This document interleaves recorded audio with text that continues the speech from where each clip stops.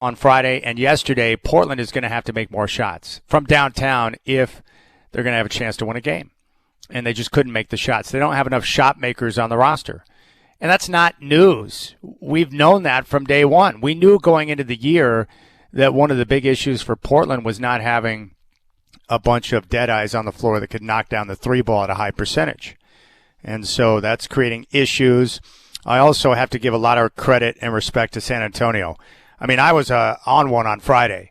I was hearing all this talk about, the Spurs being 12-6 without Wemby in the lineup during the regular season, how they're still a great team defensively, how they can do this, they can do that. I thought it was all poppycock. I'm like, come on, man. The regular season is not playoff basketball, so how can that even be relevant? And you're going to have no Wembanyama in the lineup in Game 3 and somehow they're going to come out and dominate? I thought that was just nonsense. And yet, that's exactly what they did. They went out and they play so well. And so my takeaway on the Spurs, their roster, even if you take Wembanyama out of the mix, they are long, they're athletic, they're very deep, and they're very well coached, and they're versatile. And then you put Wembanyama in the mix, and they become a dominant team. They're a really good basketball team. So there's no shame in getting smoked by the Spurs in those type of situations. And that's exactly what's happened. The Spurs have showcased their talent, their depth, and their versatility, and the Blazers, as hard as they've played, and they've played hard, and credit to Tiago Splitter, he gets those guys to go out there and lay it all on the line. They just don't have enough ammunition to get the job done. That's really what it comes down to. And then the margins, the Spurs are the best defensive rebounding team in the NBA. That's problematic because the Blazers need to feast on offensive rebounds and second chance points to be able to win games. And the Blazers' turnover issues continue to be a major problem, like a legitimate problem, and it cost them yesterday. They were tight, very clean in the first half yesterday, and then the second half happened, and the turnovers started to happen and come in bunches. And Coach Splitter talked about those turnovers after the game. Turnovers, many shots. Those turnovers in the second half led to 23 points in transition. So live turnovers. Then you got to be able to make those shots. I mean, they just clog in the paint. Nothing easy. Danny couldn't get in there. Nobody could get to the paint easy, and got to make shots. At the end of the day, we got to put our players in positions to make shots and go from there. Yeah, we haven't seen that. What happened yesterday in that third quarter, the Spurs, they caught fire, started to make shots, and then they were able to set their defense. And once they set their defense, the Blazers very stagnant in the half court. And I thought San Antonio put on a half court exhibition, a little basketball clinic on half court execution. And, Friday it was the young guys that we saw step up, like Stephon Castle and Dylan Harper. And yesterday it was De'Aaron Fox. And then Wembanyama had a monster second half. I mean, he was protecting the rim. They were running. He was setting screens and rolling at the rim and getting easy buckets with multiple jams. And they just really put on that type of exhibition. The Blazers didn't have enough movement in their offense. A lot of their shots in the second half were contested, and that's where we're at. That's the problem. So if you want to talk about it, I'd love your takeaway on the game. Are you frustrated? What's your takeaway from what you're seeing right now? And I think this is all very positive. Very frustrating that you have double-digit leads in both games in the second half in Portland and lose. But I think the good news is that this type of pressure-packed basketball and the matchup against San Antonio, it kind of puts you under a microscope so you can clearly see the deficiencies and what you need to work on during the offseason to improve the roster. They need guys who can knock down shots. And Donovan Clingan, I think of all the players, he's probably had the most frustrating series. He had played so well down the stretch, and he's almost unplayable against San Antonio. Unbelievable. I mean, he's frustrated out there. He's getting into foul trouble. He's getting dominated by Luke Cornett, and that stuff's going to bother him all summer long. But the good thing is it will provide fuel for him to continue to work on his game. So that's a positive. That's a good thing. But all in all, just a frustrating situation for the Blazers. Shaedon Sharpe has not been able to make shots. Jeremy Grant was much better yesterday, 6 of 12 from the field. Matisse Thybulle has been basically non-existent in the series. And Tiago Splitter's leaning on his veterans. If he could play Denny and Drew Holiday for 48 minutes, he would do so. But he doesn't want to wear those guys out. And I think for Shaedon, he was so bad defensively yesterday that coach just was like, you know what, I can't have you on the floor. So bad defensive game by Shaedon. The Blazers shot 30% from three. They gave up 23 points off turnovers in the second half alone, and that's just not good enough against a team like San Antonio. So now we go back to Texas. San Antonio tomorrow night, tip-off at 6:30. The Spurs have a 3-1 lead, and I think we all know what's coming tomorrow. San Antonio will end it. They will win the series in 5 and move on to the next round. And for the Blazers, you get a great playoff run. You get valuable data on your players. Like, I think we can all say that Scoot looks pretty good. That Scoot looks like a building block moving into the future. No question about it. And I think Toumani Camara, his defense has been stellar, but he's become a reluctant shooter in the series. He'll learn from that as well. And then you have guys like Denny Avdia and Drew Holiday who have been very productive. Now, Denny was working his tail off yesterday. The only issue I have with Denny is I would like to see him become a better free throw shooter.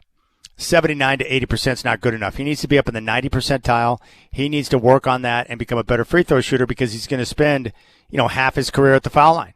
He's really good at getting contact, at drawing fouls, but he's got to make more free throws. That's all. And Drew Holiday's been awesome. He was great Friday. He was effective yesterday and showcasing his leadership and what he's all about. But clearly the Blazers need more guys who can spread the floor. And Donovan Clingan's got a lot of work to do. So the big question is, will there be changes? Can you make lineup changes? Can you adjust anything? Sean Highkin, our Trailblazer insider from Rose Garden Report, asked him about changes going into Game 5. Yeah, we're going to see all the options, what does look better, what's not. Yes. All right, so my guess would be the only lineup change that I could think that would make sense at this point is to bench Donovan Clingan and start Robert Williams III. Put Robert in the starting lineup. He's been one of the best players in the series. And credit to him, he is balling his backside off, and he's been terrific all year. But his mobility and his defensive presence and his ability to get out and contest at the three-point line, and he's not getting dominated by other matchups in the series like, the ultimate kryptonite to Donovan Clingan, Luke Cornett. That's got to be frustrating, too, when Luke Cornett, it's one thing if you get dominated by Wemby. We can all live with that. It's Wembanyama. But when Luke Cornett is clowning you on the basketball court, that's embarrassing. And Donovan hates that. It drives him bonkers. My guess is Coach Hurley from UConn's probably on his ass right now saying, what's going on with you, buddy? Why is Luke Cornett dominating you on the basketball court? You should be ashamed of yourself. Hurley's in his ear. But Robert's been terrific. So if you look at a lineup change, you could go with that maneuver right there. Put Robert in the starting lineup. Continue to go with Drew Holiday, Toumani, and Scoot. And let's see what happens. And I would keep Scoot in the starting lineup. He did not have a good game yesterday, but he's been terrific in the series. He's been one of the Trailblazers' best players. If you look at the 3 best players in the series so far for Portland, I'd identify Scoot, Drew, and Robert, and Denny's been right there. So I'll give you 4. Denny Avdia, Robert Williams III, Drew Holiday, and Scoot Henderson. That's been the 4 best players for the Blazers in the series. So there you have it. That's what's cracking right now. 3-1 lead for San Antonio. We go back to Texas for Game 5 tomorrow, and we'll see what the Blazers can do. And regardless of result, what I want is just the Blazers to go out there and fight and not lie down. Give it everything you got, whether you make shots or not, and try to play a clean game and give the Spurs a fight. Make them earn it. That's it. Make them earn it. Don't make it easy in Game 5 for the Spurs. And credit to San Antonio. I thought all that talk going into Game 3 was crazy, but they're really good. Well coached, very deep, and talented. Impressive. All right, let's keep things rolling here on the Rip City Drive. We'll come back. The Godfather Dwight Jaynes is going to join us. We'll get his take on what he's seeing with the Trailblazers in this series, and also the latest on the arena improvements and new owner Tom Dundon. 503-248-0620 is your telephone number. You can reach out to me. I want to hear your voice. And the Blazers now on travel right now to Texas, and we'll get ready for Game 5 tomorrow. Tip-off at 6:30. All 3 games in the playoffs tonight are on NBC and Peacock. 503-248-0620. You got the Rip City Drive with Chad doing on your home of the Blazers, Rip City Radio 620.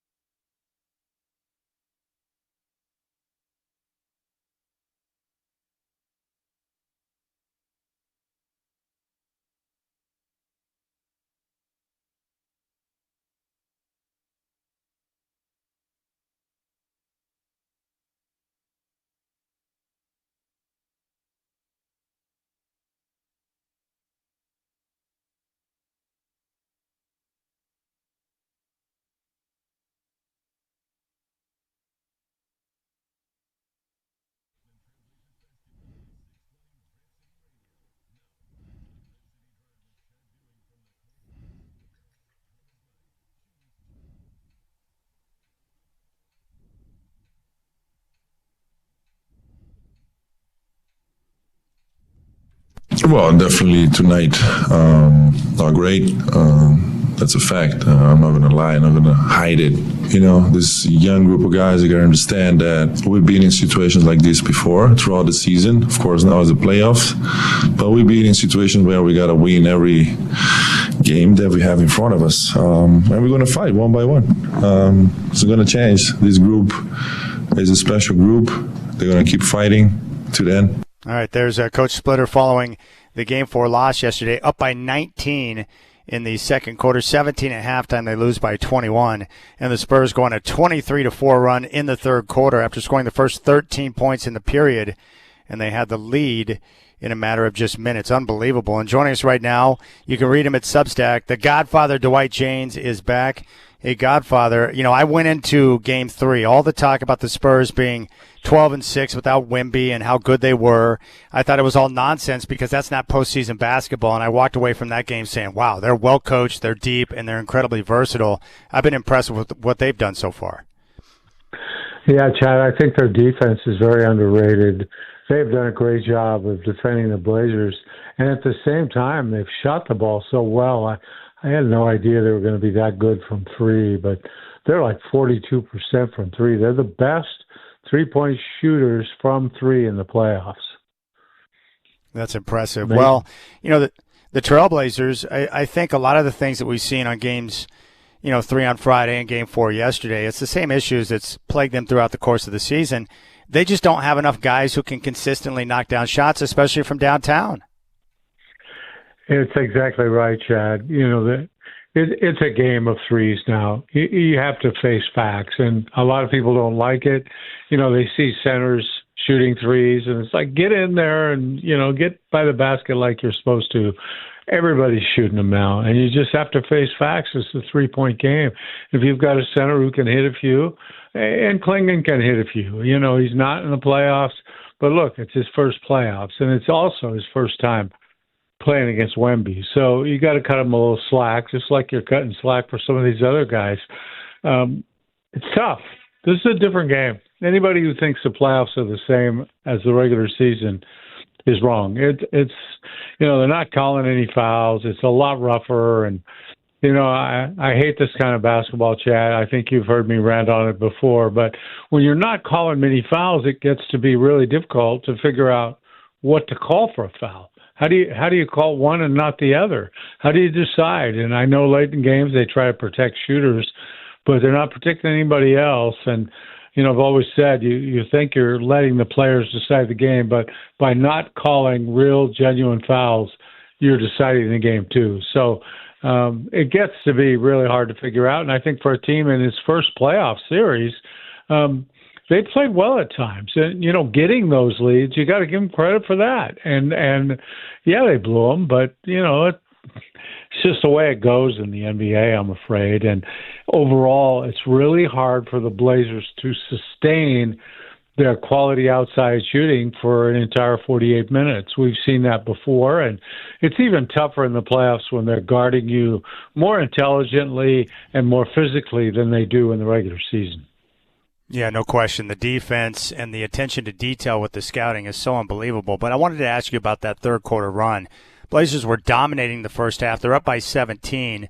And then San Antonio scores the first 13 points of the quarter. They go on a 23-4 run, and they recaptured the lead. It was tied after 3 quarters. But in that run, was that just a matter of the Spurs starting to make shots, which allowed them to set their defense, and then the Blazers getting stagnant on offense against that set defense? How does that happen? No, I think you have it right, Chad.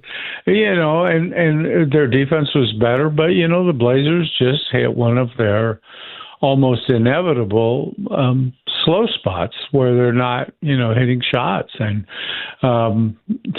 you just can't go too far. If you're not hitting shots, you better be getting stops at the other end, and they're not doing that either. And I think their defense for a good part of the year was pretty good, but I don't think it rose to the occasion too much in the playoffs where it just has to be better.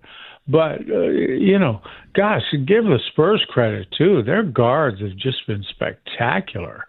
And it got great play from their backup center. And, of course, they have Wemby in the middle. they're really a tough club to go up against, and they will be. I mean, they could, you might be playing the NBA champs in this series. There's a decent chance that could happen. I don't think there's any question. Yeah, there's no question about that. Victor Wembanyama frustrated with the NBA after the game yesterday. He wanted to play on Friday and had cleared the steps through the protocol and had a independent neurologist examine him, and he thought he was ready to go, but the NBA held him out.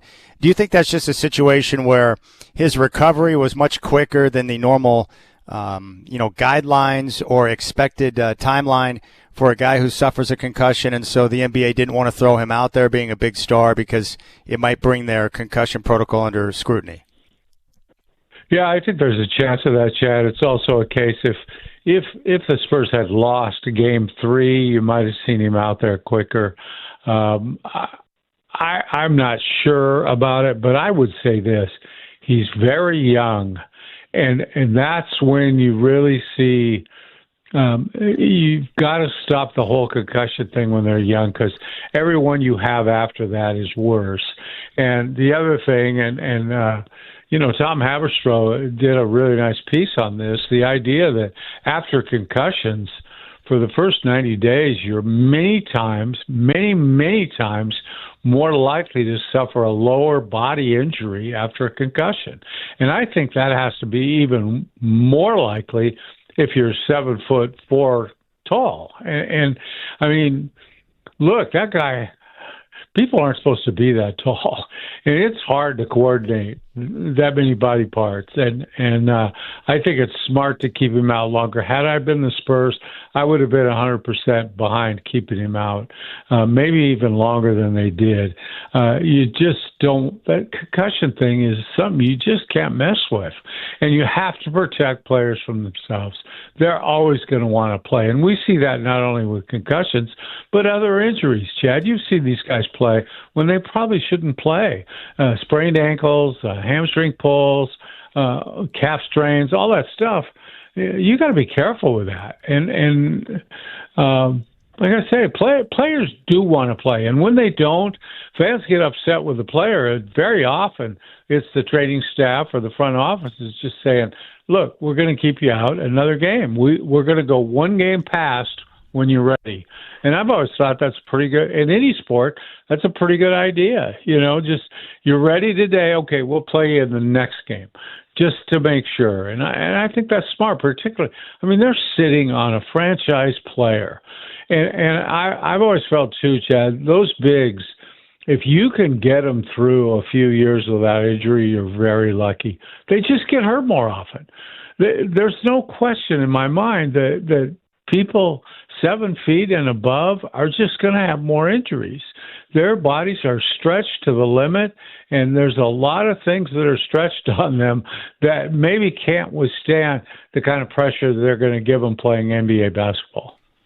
We're talking with the Godfather, Dwight Jaynes. I appreciate your thoughts on that, Dwight.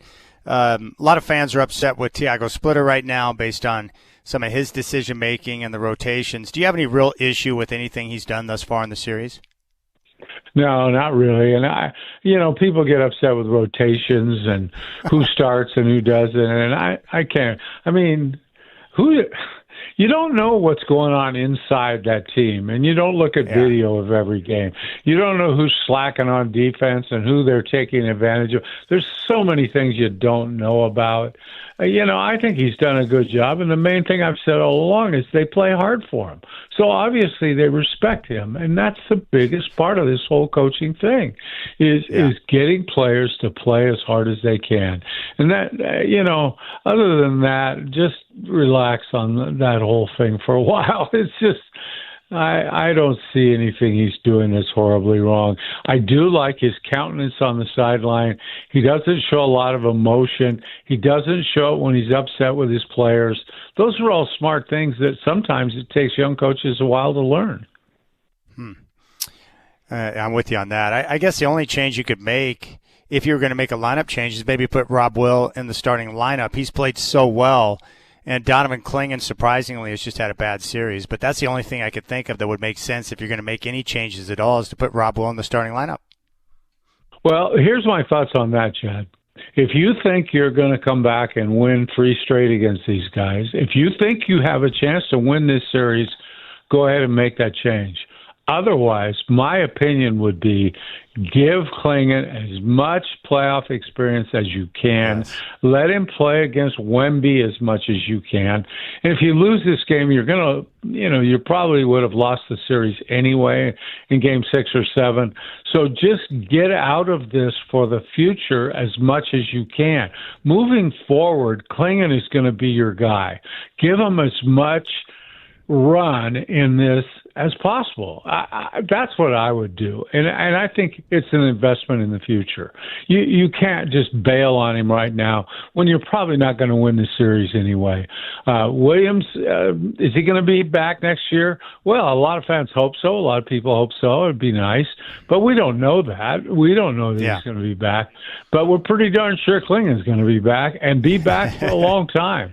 So let's let him get this experience. He might be better. I don't think it hurts him at all. I mean, he didn't go to Summer League last summer. He needs to play, and I think it would be really good for him to play in this game. All right, I want to play some audio for you. One of the biggest surprises so far in the first round has been the uninspired play of the Denver Nuggets, who have been dominated in 4 games by the Timberwolves, who have 3 straight victories and a 3-1 series lead with Game 5 tonight in Denver. Here's what Jaden McDaniels had to say about the Nuggets after game number 2. Keys offensively does to really get in the rhythm tonight? Go out to Jokic, Jamal, all the bad defenders, Tim Hardaway, Cam Johnson, Aaron Gordon, the whole team. Like, just go at them. They're all bad defenders. Yeah, they're all bad defenders. I mean, Godfather, that was amazing because I've never heard a player just start naming names like that, so I was blown away by that. And then they go out there, and he just continues to punk them. And Jokic took exception with McDaniels scoring a basket at the end of Game 4 when the game had been conceded by Denver. I just would have expected more of a physical response from the Nuggets. What do you think is going to happen tonight in Game 5? Oh, that's a tough one because, Minnesota's without some really key players. I would expect Denver to win. I just think, for one thing, naming Aaron Gordon as a guy who doesn't defend is wrong. I mean, he's a very good defender. When he's not 100% physically, it really impacts their entire defensive scheme. They're not a good defensive team, and they haven't been, but they've been able to get by on it because Jokic is so darn good on offense. But he's not giving them much, and I give Minnesota credit. They've done the best job on him that I've seen anybody do. And a good part of that is Rudy. Rudy's done a great job. You got to give him credit. It's a player I've been so critical of in the past. But Rudy's really standing up to him and doing a great job. He seems a little more agile to me. He's moving a little better. Maybe he's just healthy for the first time in the playoffs for a long time. But there's no doubt that, in my mind now, that Minnesota has a better team than Denver, and especially when you got guys hurt, and that, I know some of these guys got back late in the season, but they haven't played together a lot with their full lineup, and that makes a difference. But they've gotten physical with Denver. They haven't responded. And you're right, Chad. I expected a little more physicality out of them. We'll see what happens tonight. But I still think Denver is one team that if they can get the Joker going a little bit, they can come back and win this thing, especially if Edwards doesn't play in the series, which seems very likely. Yeah, no doubt about it. All right, I want to ask you about Tom Dundon. A lot of people are focused on the T-shirts, the cost-cutting, and all the reporting that's been done.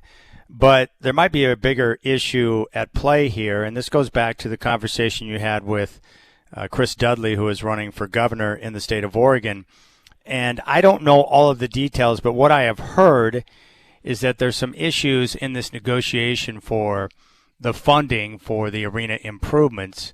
And from my understanding, one of the things that they're battling over right now is that Tom Dundon would like to have a buyout clause in that agreement. Have you heard that? And what's the latest that you know in regards to the negotiations to be able to, get the funding to the Blazers so they can get the arena improvements done?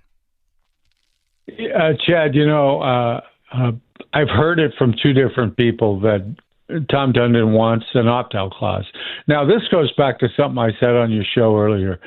This guy's a negotiator. He's a shark. He knows how to make deals, cut deals. He's done it for many, many years. He's a businessman and a good one. He's made himself a multimillionaire by being a businessman, and probably he's made himself a billionaire, I guess. But you got to sit down at that table, and I think you draw the line at an opt-out clause, Chad. You just can't be giving him hundreds of millions of dollars to have him move the team out of here before the lease is over. Now, I know he also wants a 20-year lease. I would want it to be 25 at the least. I really want 30, but if I had to settle for 25, that's what I'd do. But if I'm negotiating for the city and the state and the county, I would say we're not signing anything with an out clause. You can't buy your way out of this lease, because if he can, there's a chance he will, and that doesn't seem possible. You know, you'd set the figure at $500 million or something. But you know what? 5-10 years from now, that wouldn't seem like too much money with the way these franchises appreciate in value. So I just wouldn't give him that. And I don't think in the end it's going to be a deal breaker. I think he knows the logic in all this. He's just a good negotiator. I don't blame Dundon at all. I don't blame him for trying to make the best deal he can with our government. And if our government's not smart enough to do the right thing, then more power to the guy. He made you don't blame him. Blame the people that negotiated the deal. And like I say, I've heard from a couple of people that that's on the table, and they just can't let that happen, Chad. I don't think in the long term that should not be in play.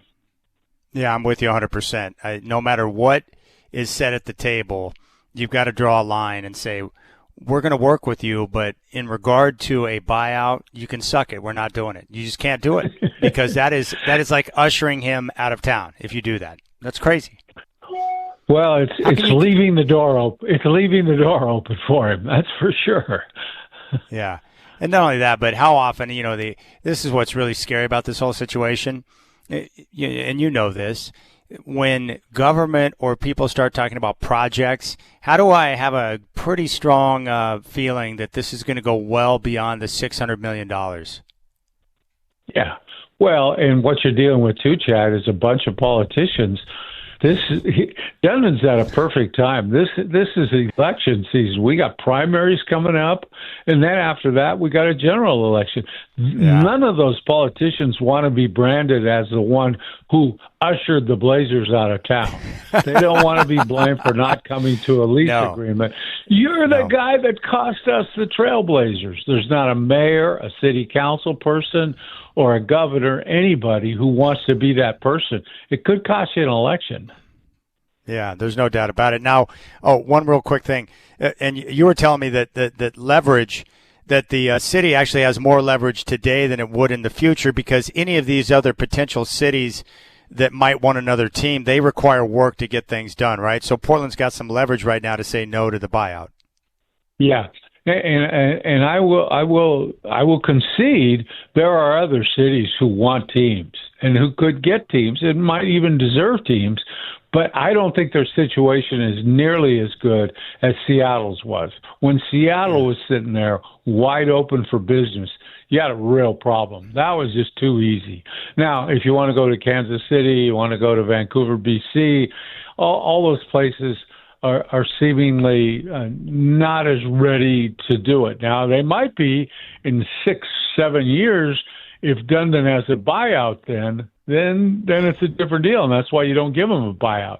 But I don't think our concern is the next 3 years, because there's an existing lease that gets them to 2030. So that should be safe. But what we're worried about is after that. And so I think the city fathers, as they always like to say, the people in government had better be on their toes. And I've actually talked to a couple of people there, and they kind of want to talk me around this whole buyout situation, and that concerns me. All right. At least the good news is we get a couple of nights off from the LeBron ball washing during this playoff run against the Rockets. I can't take it anymore, Godfather. Every time he wins a game, I hear people saying, we've never seen the likes of anyone in their 40s play like this. It just makes me sick to my stomach. I can't take it anymore. Godfather, help me. Yeah. Oh my I gosh. wish I could, but I'm suffering the same ailment, Chad. I'm going through the same thing. Nobody pays attention to all his foul merchanting, and his laying on the floor like he's ready for the Mayo Clinic every time somebody touches him. I know. And, it's like, call the ambulance. This man is seriously hurt. And then 10 seconds later, he's up shooting free throws because they gave him free throws for his act. And then they don't bother to notice how often he doesn't get back on defense and his man scores. It's difficult to believe. By the way, I was going to ask you, Chad, there's a new TV network starting up, and it's going to be women's sports. And I'm wondering if maybe you and I could get a talk show on that TV network. Just to, I think would be perfect for it. Simulcast your show. Well, I think we should. Who would know women's sports better than us? Well, and then we could have Dr. Nancy on as a guest, and she would keep the audience up to speed on everything. Yeah, maybe they'd let us do a show live from the sports bra. I think so. And really, I mean, over the last decade, who's been a bigger champion for women's sports than you and I? Nobody. We own that part of the Portland sports scene, I think, Chad. You and me have been big proponents. We were the leaders. And so I think they owe it to us to take care of us after all that sport. I agree. All right, the Godfather, Dwight Jaynes. You got to read him at Substack. He is crushing it. Godfather, you brought it today, baby. Thank you. Well, you asked all the right questions, Chad, and it's about darn time, I would say. All right, buddy. I appreciate you. I'll talk to you soon. Hey, did you get that note from my wife that you don't have to pay? All you owe is half the fee to play in the member Thank guest. God. You got that. It was right? one of the best. It was the best text message I got all day yesterday because when I first saw the non-member fee to play in the couples Chapman at your place, I was like, "What the heck's going on here?" So yes, very thankful. Yeah, I knew that would bother you. So we got. We all know I've got deep pockets, but geez, it's gonna be fun. Know that. Yes. All right. Well. All right, buddy. Once again, I appreciate you having me on. Thanks for the plug, and good luck the rest of the series. It may only last one more night. I would say that's a pretty good chance, my friend. All right, there's the Godfather, Dwight Jaynes, joining us here on the Rip City Drive. All right, we're going to talk NFL draft, and we'll talk Nuggets Timberwolves at 5:20 with Ryan Edwards, my good friend from 850 KOA. But you know what that means? The show is yours. You take it over. All right, I'm going to open up the phone lines. If you were on hold, I did not get to you. My apologies. You're coming up next, 503-248-0620. I want to hear from Dawn in Portland. I want to hear from everybody. Let's get it out now. This is a therapeutic day on the Rip City Drive. Anything you need to unload about the Trailblazers, the Spurs, Tiago Splitter, the rotations, Donovan Clingan being dominated by Luke Cornett. I mean, you let me know, 503-248-0620. You got the Rip City Drive on your home of the Blazers, Rip City Radio 620.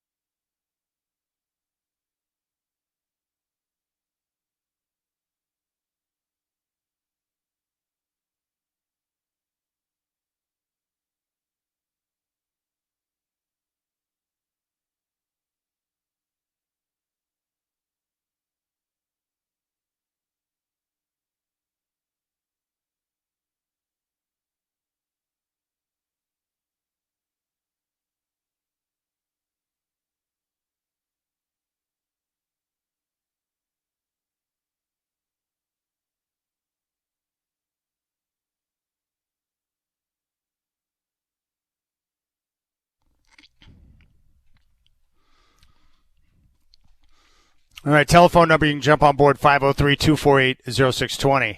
I had to work from home today. I checked the drive. I think it was a bridge lift, but it caused total havoc on the roadways trying to get across town. And I was just in a Monday mood where I'm like, you know what, forget all that stuff. I don't need that in my life. I'm out.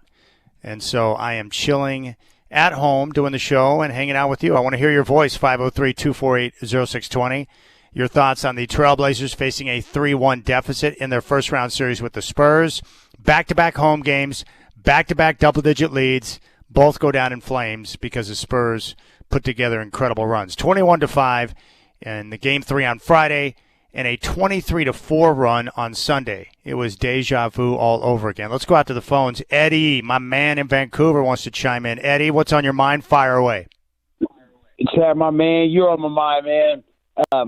I was at the game Friday with my son. I was going to try to find you, but, it was kind of a hectic, big playoff crowd, kind of got lost in the crowd with my son. I was just like, we got to get to our seats. But anyway, Chad, it was, we did what you wanted us to do, the Blazers. Remember you saying if we could still win in San Antonio and come back on Friday, how the energy was going to be in the Motor Center?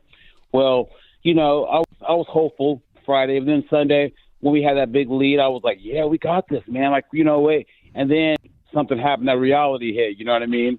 That second half, man. And, after the game before I listened to you and Travis, on the 620 and, something Travis was saying that we're, how we were saying we were playing with house money, we're not supposed to be here. He was like, bull crap, I want to win, I was thinking that, and while he was saying that, and you guys signed off, I would start doing housework to get my mind off the game and everything. And a movie came to my mind, man. It was Young Guns 2. This is who the Blazers are, reminding me of. Young Guns 2 is Charlie Sheen and Emilio Esteban's little brother. Remember the kid who had all the comic books? He wanted to be an outlaw. And when he got shot, he was laying there dying. He was like, and I think it was Garrett's guy. He was like, take your medicine, son. That's kind of how I felt. Like, take your medicine, son. You know what I mean? We had to take some medicine and feel what these big playoffs is all about. You know what I mean? Colin Cowherd this morning, he was talking about the New York Knicks, and he said something that's true. He goes, when there's appointment in life, it brings clarity.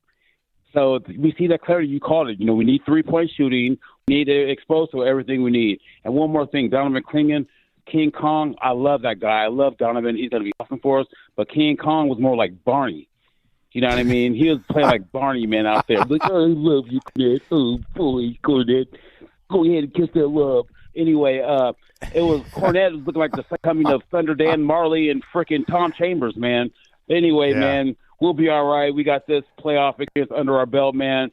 And it's going to be golf time for you pretty soon, Chad. You know what I'm saying? So, pretty soon you're going to be playing golf to June. Imagine that in a couple years, man. You ain't going to be playing golf to June, bro. So, That's okay. If they win a title, I'm okay with that. I love you, man. Love you. There you go. There's Eddie in Vancouver. Great phone call. Barney. One of my favorite things, Spurs fans were all over me because I was trying to get under their skin, and I think I did successfully by taking shots at Wemby.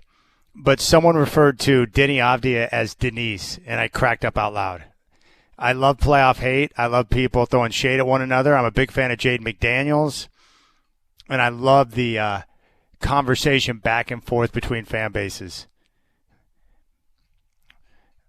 Denise did not have a good game on Friday, but I thought Avdia was great yesterday.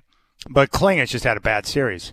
But the good thing is he cares, and it will drive him bonkers. He will do everything in his power to come back better, and he will because he works hard, he cares, and he wants to win. All right, we'll keep things rolling. The phone lines are open for you now. Fire away, 503-248-0620. I want your take on what you saw on Friday and on Sunday with the Blazers. What do you think about Game 5 tomorrow? And then we'll talk draft, and we'll take a look at the Nuggets-Timberwolves game tonight at 5:20 with Ryan Edwards. You got the Rip City Drive. Tip-off tomorrow, Game 5, 6:30 here on Rip City Radio 620.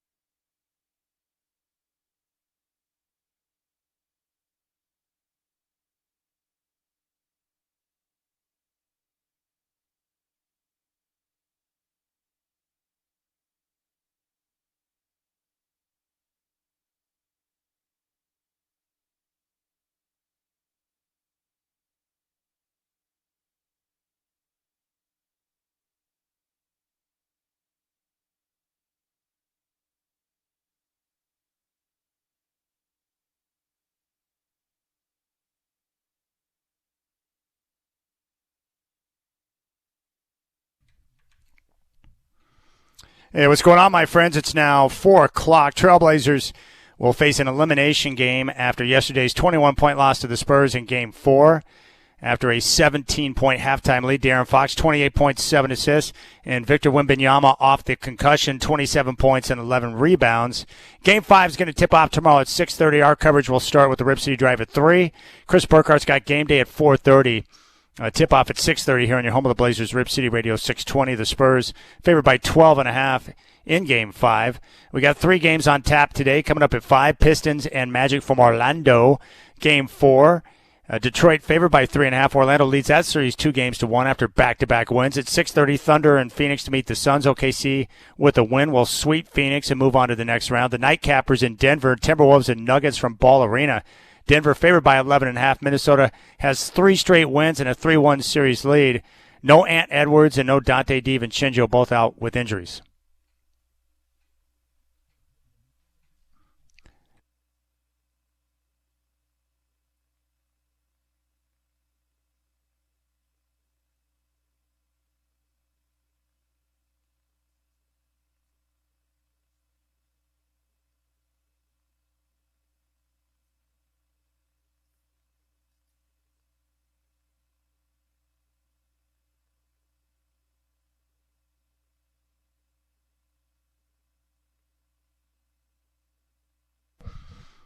All right, 503-248-0620.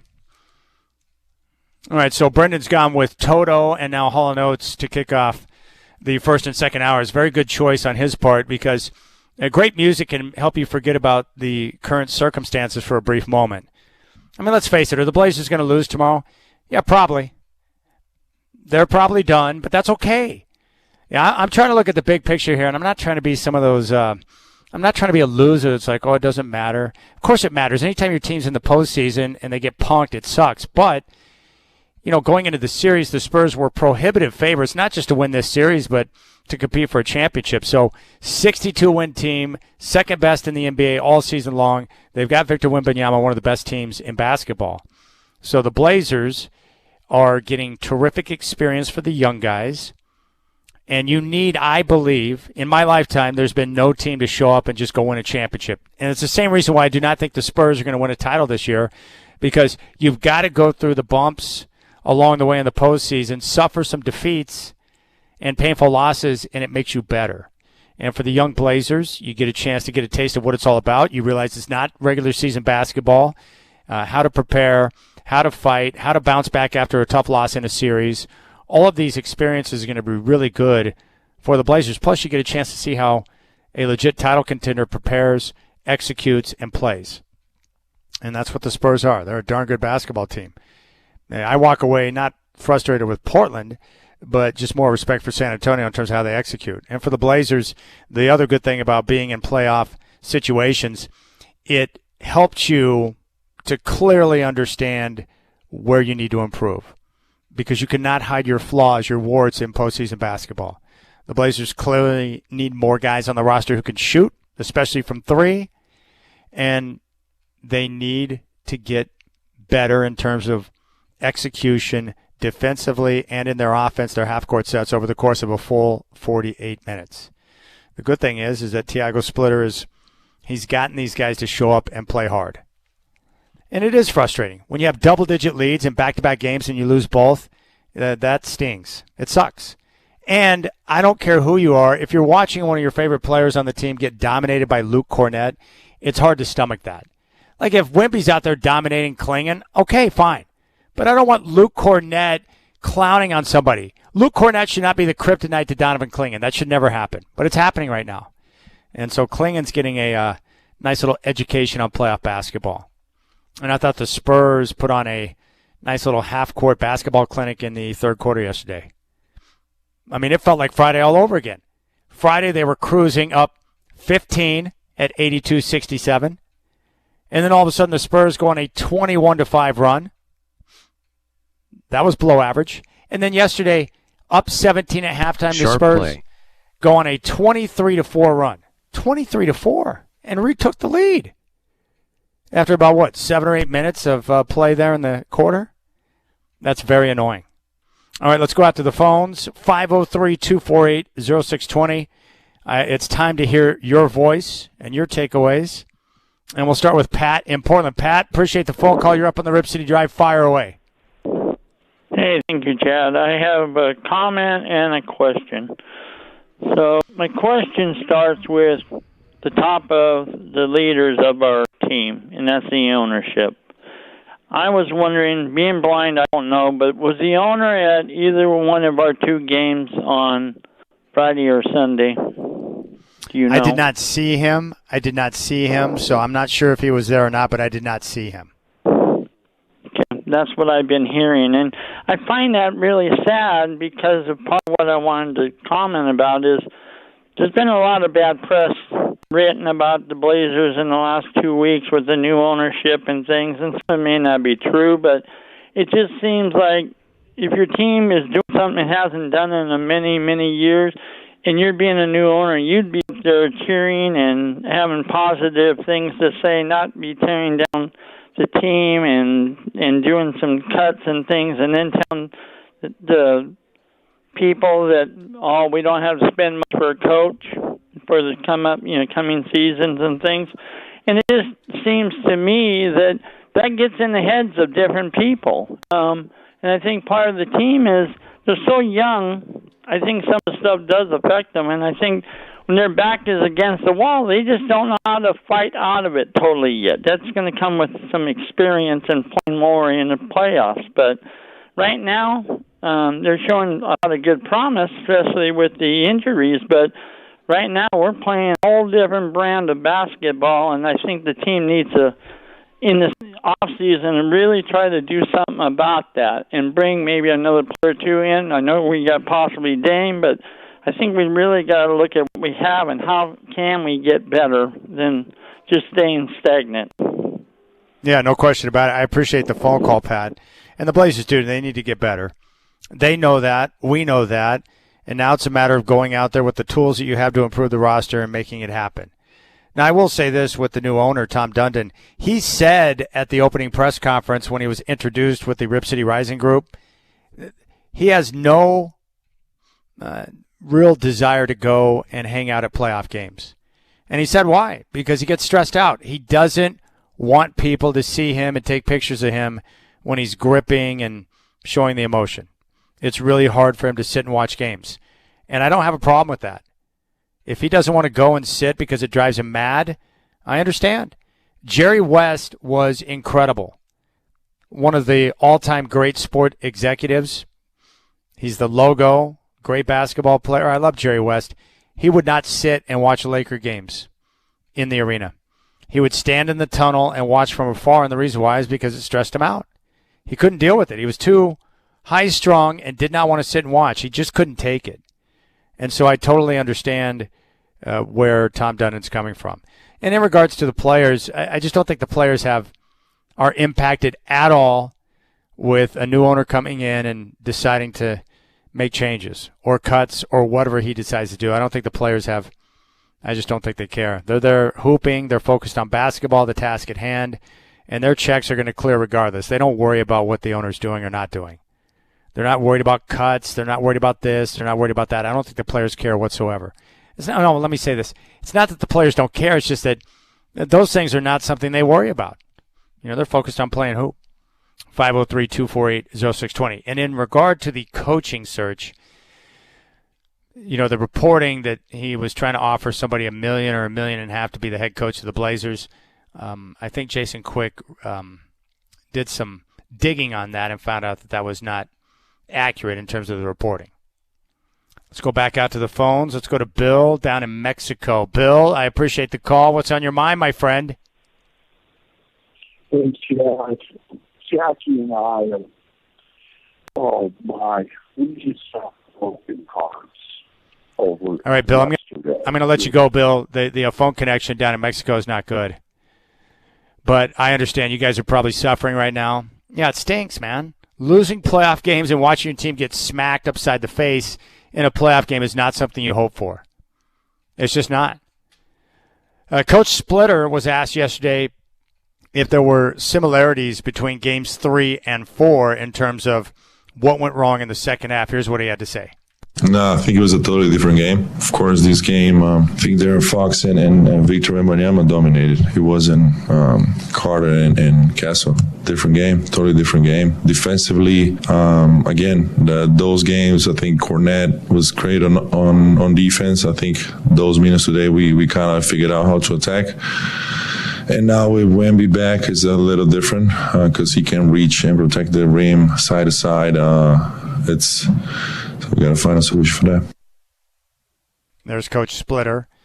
The Blazers trying to figure a lot of different things out.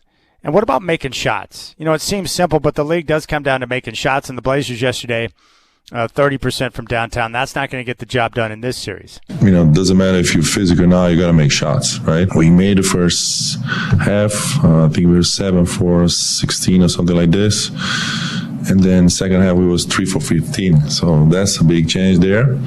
Gotta make shots to win basketball games, especially when they have, you know, Wemby down the rim. You gotta try to take him out of the rim. It's a big factor. Yeah, hard to get him away from the rim too. All right, Brendan said someone just called and said he saw Dundon at both games. I don't know. Where I sit on press row and where the owner's seats are at, my vision or my view is blocked by the basket that's closest to the Trailblazers bench. So I can't see who's sitting down there. Occasionally I'll see Cronin because he's got the ball dome, and I recognize that, but I couldn't tell. And I've got so many other things going on during the pregame, middle of the game, and the postgame that I don't have time to go on a Tom Dundon search. I have seen him around the arena before games quite a bit. In the hallway around the Trailblazer locker room, I've seen him bumping around, but I did not, see him with my eyes yesterday. But we got the phone call, and he was at both games. 503-248-0620 is the telephone number here on the Rip City Drive. Game 5 is going to tip off tomorrow at 6:30 from San Antonio. And Chris Burkhart will have Blazer Game Day starting at 4:30. And right now, San Antonio a massive favorite of 12.5 points. And I would expect them to win. And that's okay. You know, the Blazers, and they're getting good data from this series too. Like, imagine what we would think about Scoot had they not had the playoff series compared to how we view him now. With the big run he's had in the series, it's been nice. It's just frustrating when your team's up double digits in both games to still find a way to not get the job done. And mostly because of turnovers. Why do you think I talk about the margins all the time?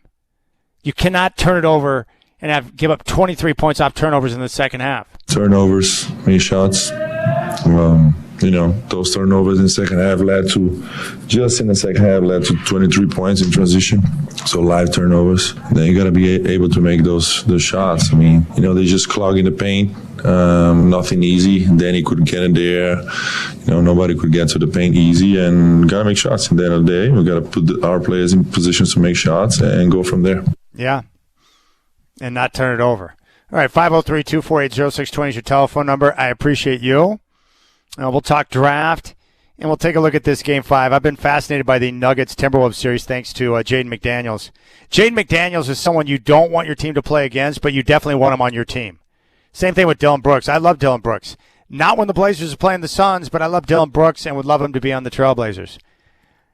And what I love about Jaden McDaniels right now is that he's clearly being disrespectful because he knows he can against the Nuggets because they're soft.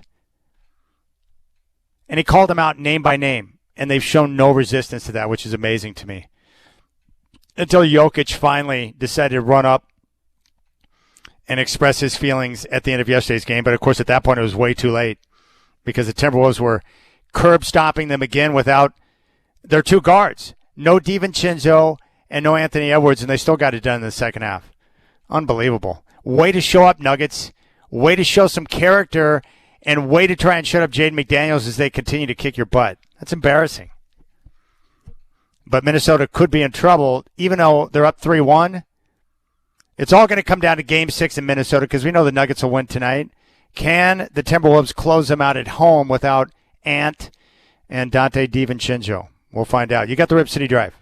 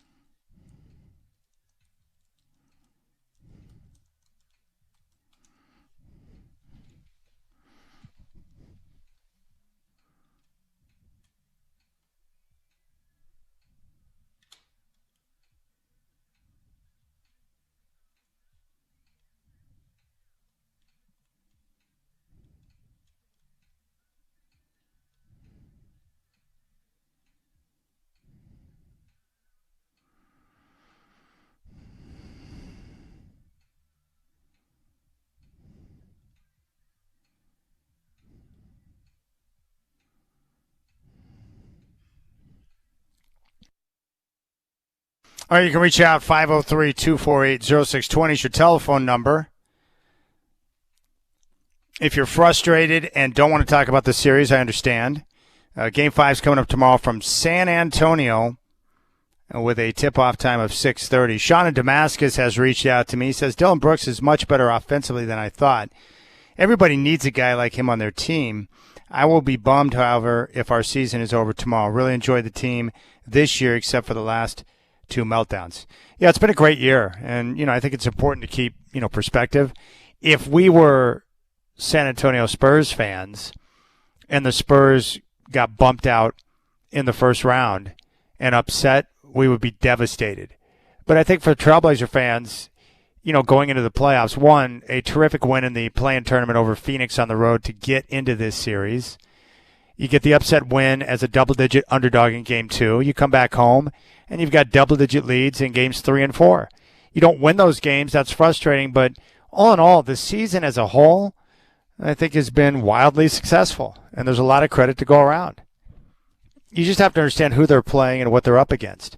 They're not at the same level as San Antonio. Now, it doesn't mean you don't want your team to go out and win games, but the matchup against the Spurs right now for the Blazers is tough because they just don't have the personnel that you need to be able to compete for a full 48 minutes and win 4 out of 7 in a playoff series against the Spurs. And that's okay. But this playoff series will help you understand what you do have moving forward so that you can go out and make the proper adjustments and find the right deals during the offseason. And that's a good thing. Now, for the Blazers, you go back to the beginning of the year. We've talked about it at length, but it is a reason to celebrate. The head coach was taken away by the FBI after Game 1. So you got some real movie stuff going on right there. Hollywood-type stuff. Hey, where's your head coach? What happened to Chauncey Billups? Oh, he got taken away by the FBI after the first game of the year because of a wide-ranging gambling investigation. He was allegedly rigging poker games and luring people in to lose a lot of money. Oh, okay. Isn't that wild? But that actually happened. That's not a story. It's not made up. It actually did happen. Allegedly. So your coach is gone, and then the guy you brought in to be your assistant, Tiago Splitter, takes over as acting head coach. It's not a great start to the year. And then shortly after the season began, the injuries started to pile up. Significant injury. The Blazers finished the year top 5 in the NBA with games lost due to injury. So that's not ideal. FBI takes away your coach. Acting head coach is Tiago Splitter. Top 5 in games lost due to injury. And look what happened throughout the course of the season. They played an extended stretch without a true point guard on the floor. They called up 2 two-way players in Sidi Sissoko, who earned himself a full-time contract, and Caleb Love. Both guys contributed, started multiple games, and the team would not be where they're at without their contributions. And then you had Denny Avdia transition from good player into quasi-point guard into NBA All-Star and really developing into one of the best players in the NBA. They got terrific improvement in year 2 by Donovan Clingan, who improved in every aspect of his game. Robert Williams III, who has been often injured in his career, had a healthy season where the team found the right number of minutes for him to play, not playing him in the second of back-to-backs, giving him proper rest, keeping him on a minute restriction, and he was ultra-productive throughout the year. Jeremy Grant embraced his role coming off the bench to begin the year. He had his best season in a Trailblazer uniform. And Tiago Splitter got the guys to play hard for him. I mean, no matter where you turn, there's just nothing but good stories. And they finished the season strong, finished with a winning record, a 6-win improvement year over year, got into the play-in tournament, won their first game, and became a postseason participant. That's a win. That's a very successful season based on what they were projected to do. Their win total in Vegas was like 34.5. And they blew past that and ended up with a winning record. And I would maintain and argue that had they remained healthy throughout the entire season and not suffer significant injury, they would have been a 50-win team. But they did suffer the injuries, and therefore it made it difficult at times for them to, maintain consistency. So, yeah, it's a win. The season was successful. But here's the best part. The young guys get playoff experience. And trust me, you learn a lot when you get your ass kicked. You get the playoff experience, and because of the work of Joe Cronin, the team now has plenty of tools to be able to work with to adjust and improve the roster. They have draft picks. They have veteran pieces. They've got the tools to be able to go out and get some things done. So there you have it. Very excited about the Blazers and where they sit. They're finally on the upward trajectory after the brutal stretch of tanking. And they're on the up and up. And so I think if you're a Blazer fan, you should feel happy. Now, I'm not saying you should celebrate, losing double-digit leads and back-to-back home playoff games against the Spurs, but the guys are going to learn a lot from that.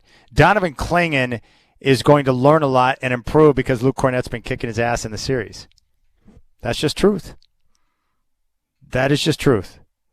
Shaden Sharp is going to learn that detail and being in the right position and doing the little things right are important come postseason time if you want to be on the floor. Now, I made the argument that maybe you start Robert Williams with third, but Dwight brought up a good point. Like, Donovan is your center of the future, and if we're being honest, you're not going to win the series regardless, so make sure you get Donovan Clingan out there to play as many minutes as possible so he can continue to get that playoff experience. That's a very good argument. But I do like the way Rob Will has played. It's been great. 503-248-0620 is your telephone number. So if you want to chime in on the Blazers, anything you want to talk about is fine by me. I know a lot of fans yesterday were complaining about Thiago. And a lot of fans have been frustrated with Donovan Clingan.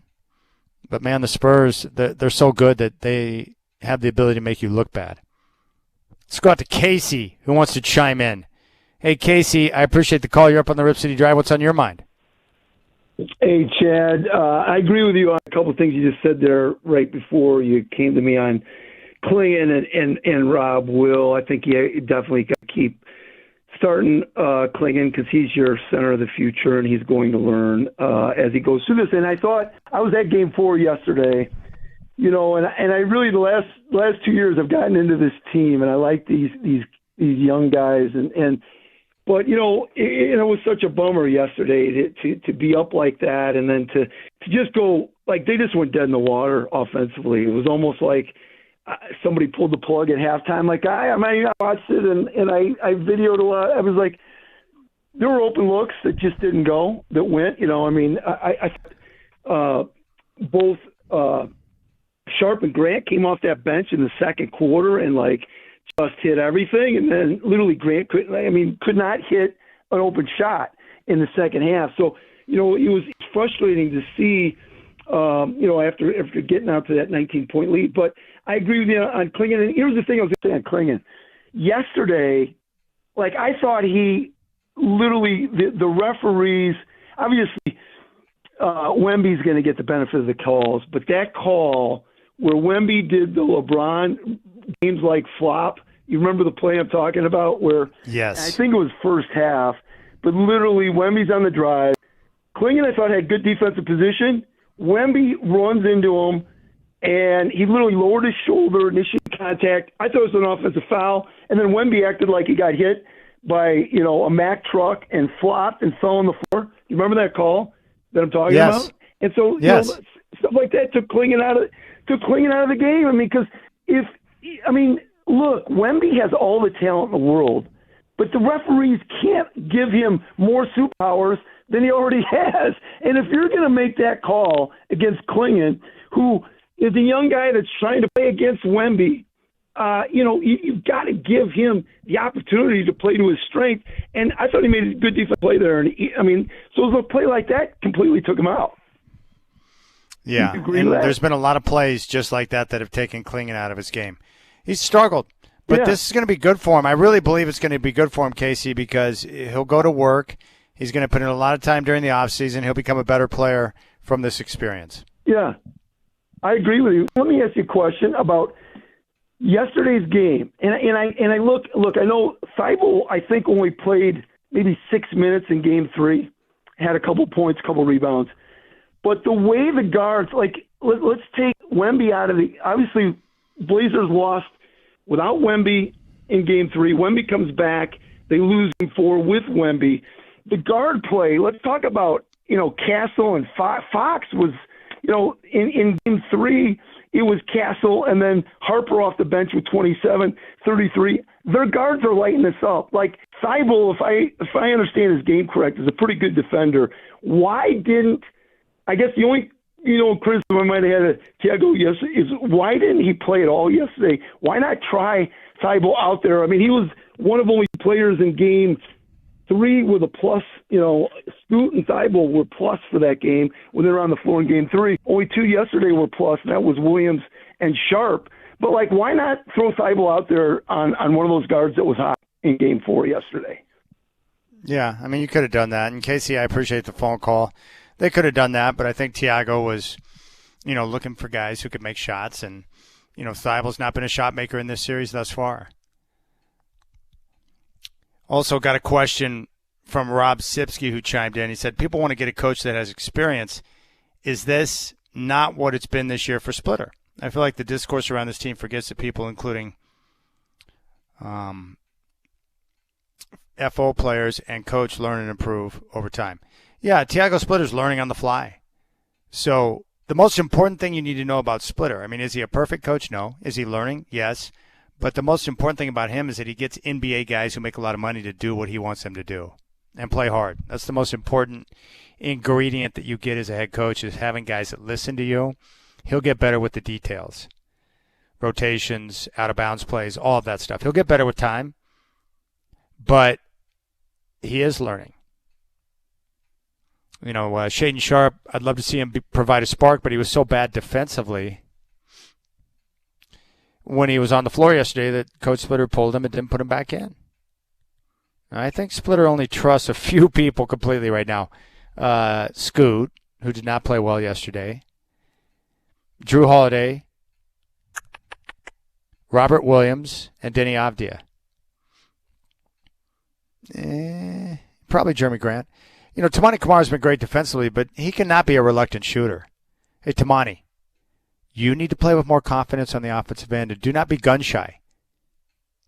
They need spacing. Even if you're going to miss, put it up anyways. You've got to shoot the shot. You cannot hesitate, my friend. They need Tamani. They need other guys to step up and make shots. And unfortunately, they have not had that. Let's go out to a Mike. Mike, you're up next on the Rip City Drive. What's on your mind? Fire away. Well, Chad, I mean, there's a lot of ups and downs to this series. There's a lot of different fingers that could be pointed.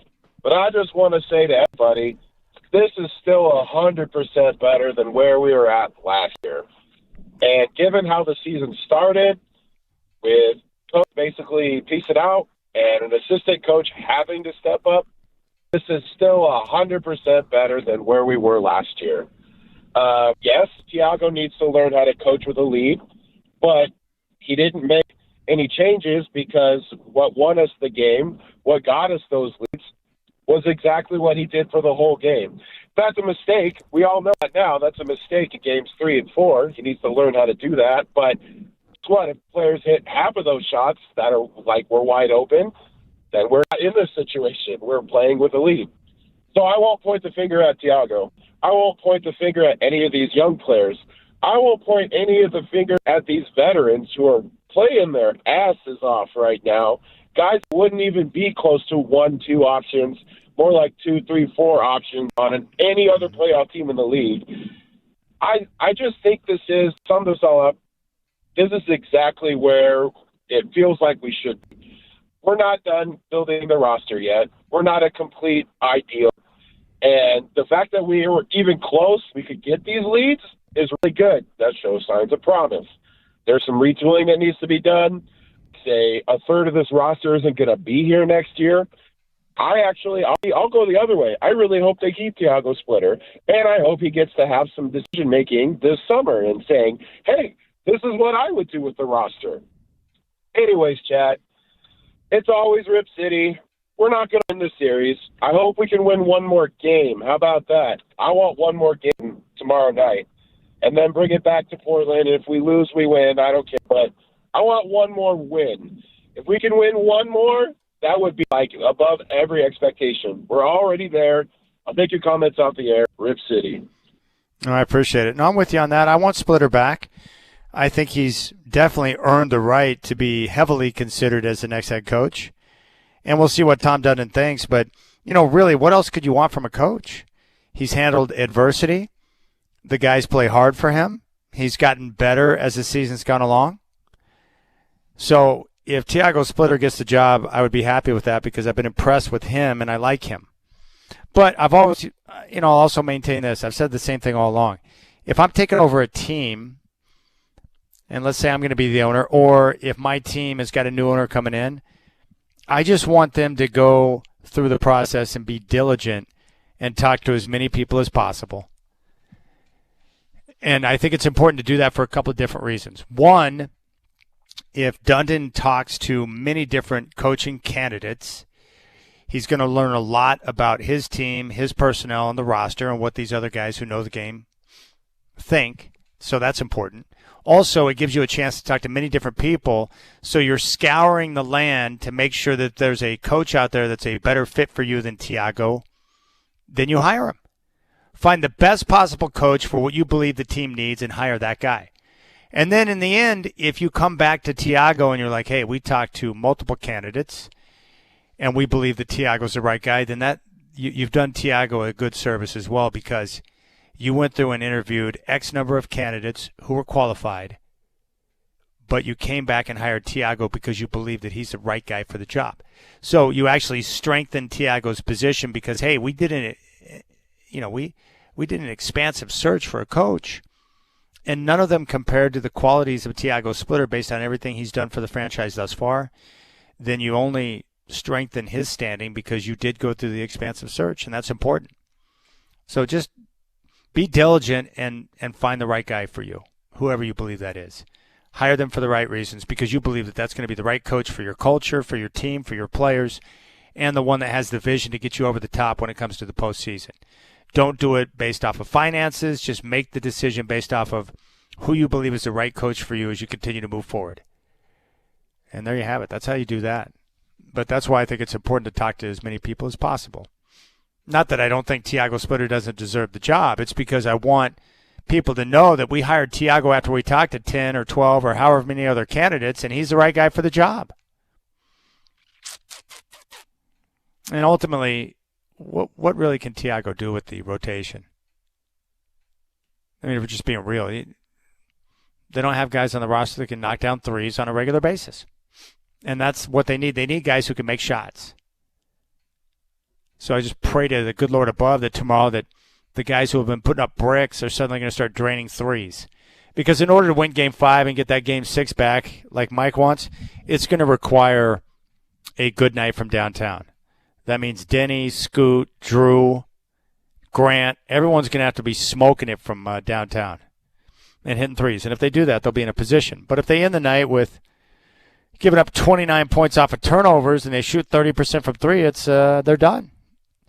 Done. All right, 503-248-0620. 503-248-0620 is your telephone number. I want to hear from you. Hope you're enjoying your Monday. Tip-off Game 5 tomorrow at 6:30 on your home of the Blazers, Rip City Radio 620.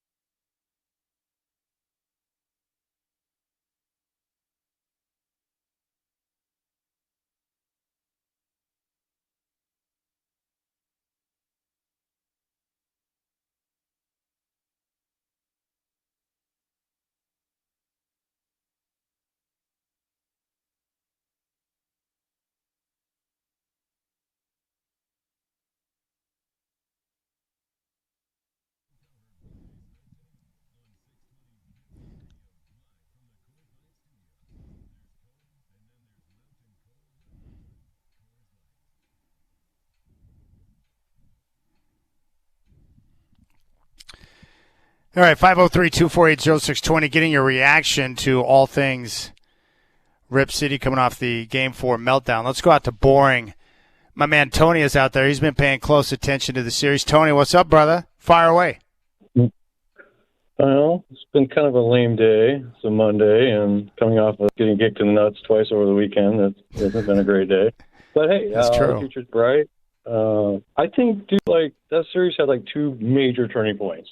Obviously, Victor Wembanyama going down, and the head injury. It changed right there, and it went in the Trailblazers' favor.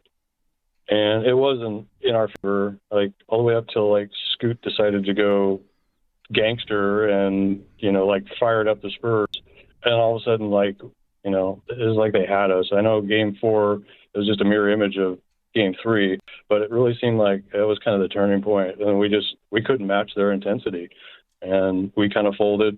Came to making shots, and they rose to the occasion. I have good, I feel good about Scoot just like you do, and I hope he learns from that. But I don't know. What do you think about that? Am I on something, or is it just in my head, or what do you think about that? Are you talking about Scoot and what he's been able to learn? As far as that being a major turning point, the way he we've seen him not like extremely professional. That was the only time I've ever seen him kind of go Rashid there and kind of lose his mind for a second. And do you feel like that was a turning point in the series? Well, I know there are people that think that could have turned the game, but the way I read that, Tony, to be honest with you, is just the NBA reminding players that you're not allowed to show emotion and have fun in the moment. I just think Scoot was feeling it, and he made a good play and got hit with the tee. Because we know Scoot so well, I can't imagine he had evil intent in his heart when he did that because he's such a good guy. I just think he was expressing his emotion at the time, and, the officials did what they did. I don't know if that turned the game around or not. I see it more as San Antonio starting to make shots in games 3 and 4 and then setting their defense, and the Blazers unable to work in the half court because they can't make shots on a consistent basis. But, I got to be honest with you, I've had no issue with Scoot. I think one of the brightest stories out of this series is the fact that we've seen Scoot play, and we now have a pretty good idea that he's going to be quite the baller. I agree. I think, and I'm arguing with one of my friends that just thinks that he's not going to turn into anything, and I totally disagree. Like the change that he made after coming back from that injury, just showed how much work he put in the off season. And he had two great games in that series. Just that just seemed to, I don't know, just like. Well, the other important thing too is. Yeah, the other thing, too, to keep in mind is that he's starting to make his threes at a higher clip, and because of that, the defense has got to come out on him, and he can blow by anyone with his athleticism and quickness off the bounce. So I just think that my favorite thing to come out of this series and the playing game thus far is that I look at Scoot now and think of him much differently than I did. I just love the way he's played down the stretch. I love the way he played in the 2 road games in San Antonio. He was terrific in Game 3. Didn't have a good game yesterday, but for a young player to perform the way he has in his first postseason experience, of all the things with this team right now, that the Scoot story pumps me up the most. Absolutely, yeah. He put up, in the first 2 games, he put up, numbers along the lines of Sabit and Dame and Brandon Roy and some other guys before my time, but the guys. I think he's going to be our future.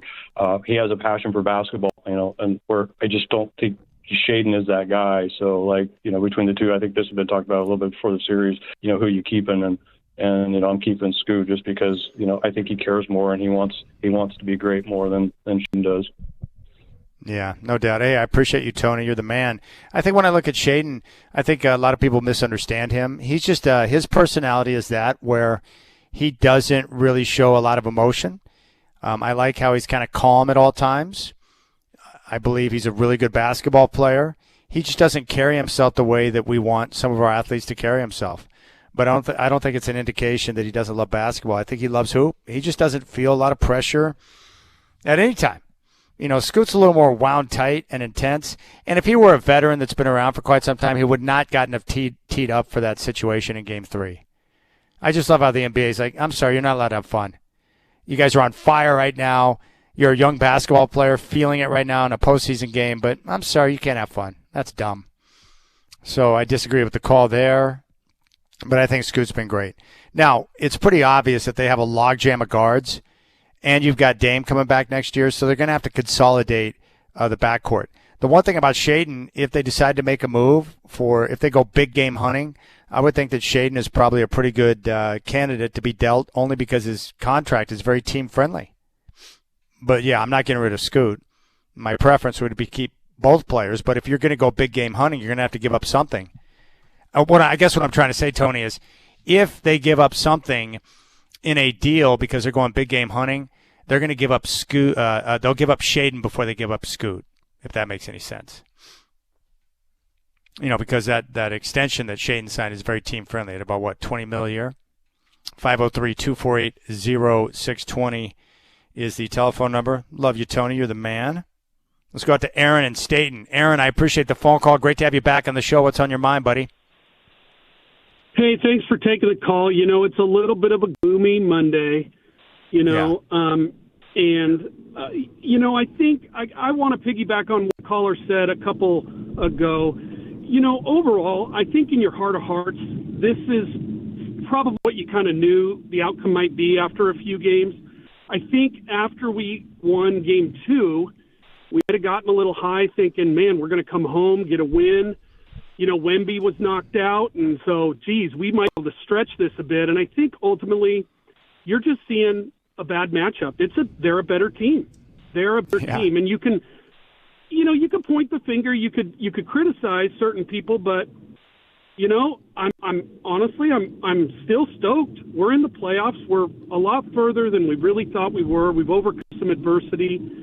I'm kind of excited for the next chapter, and so that's kind of my take. And I wanted to ask you a question too. Yes. Are you superstitious? Very. Yes. Do you have any? Yeah. So, funny story, Friday, and I got to admit, not my brightest moment, but I was getting ready to watch the game Friday, and my wife looks at me and says, honey, if you watch, they're going to lose.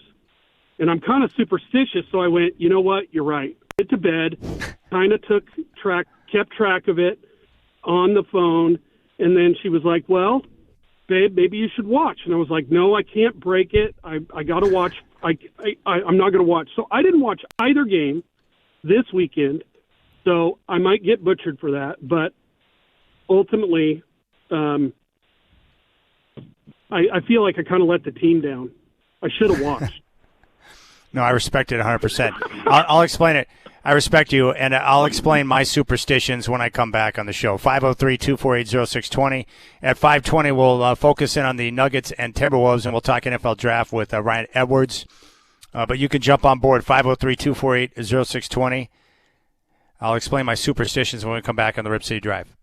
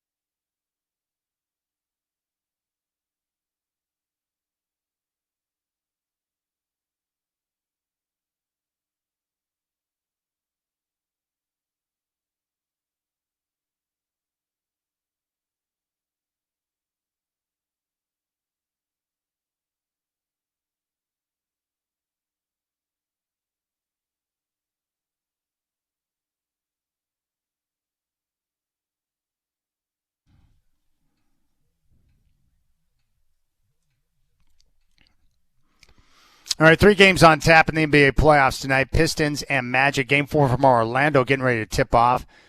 Detroit favored by 3.5. Orlando has a 2-1 series lead, have won back-to-back games. All 3 games tonight on NBC and Peacock. Thunder are going to be in Phoenix to take on the Suns. OKC leads that series 3-0. They're favored by 11.5. And the nightcapper in Denver, Timberwolves and Nuggets from Ball Arena. Denver facing elimination, favored by 11.5. Minnesota has won 3 straight games in the series, but they're going to be without Ant Edwards and Dante DiVincenzo. Trailblazers face elimination tomorrow in San Antonio following their 21-point loss in Game 4 yesterday. De'Aaron Fox, 28 points, 7 assists. Wemby, 27 points, 11 rebounds coming off the concussion. Tip-off tomorrow at 6:30. Game day will start at 4:30, and I'll have the Rip City Drive live at 3 here on your home of the Blazers. Rip City Radio 620.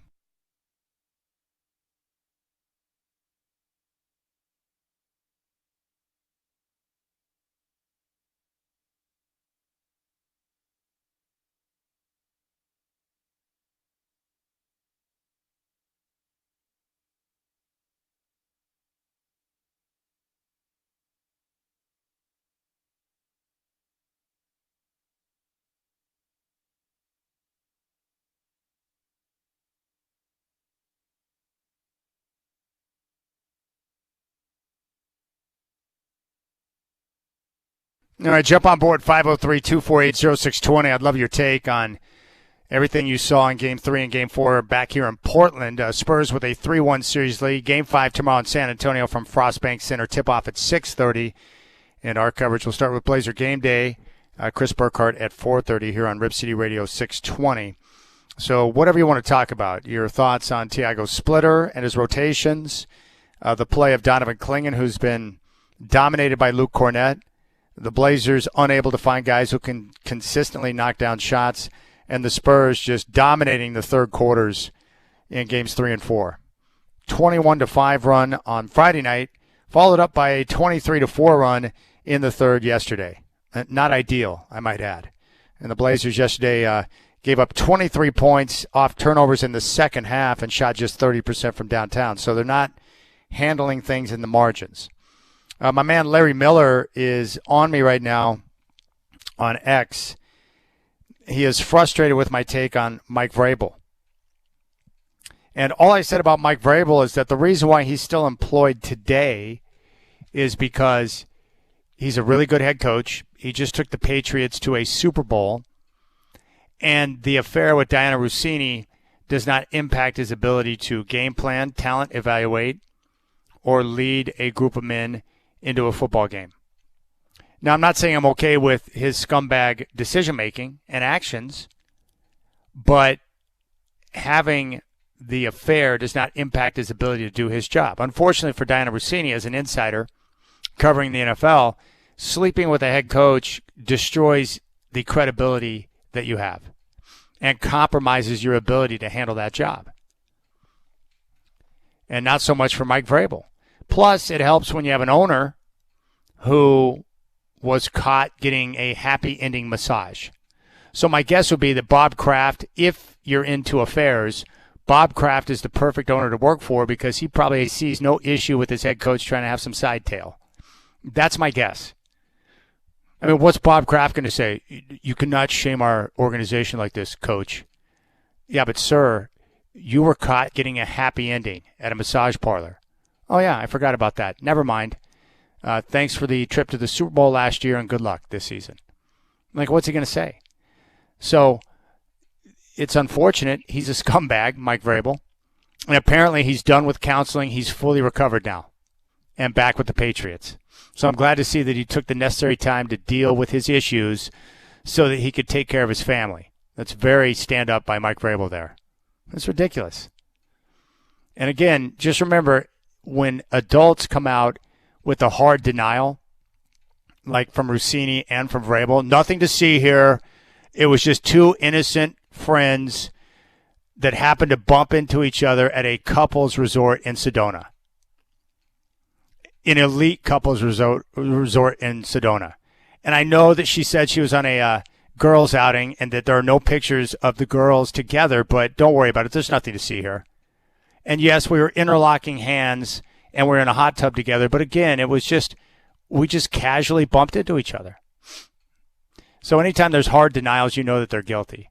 And I told you right when the story came out, before all the details popped from the New York Post, and you got to respect the Post too, sitting on pictures knowing that they were going to lie and then just continue to release them.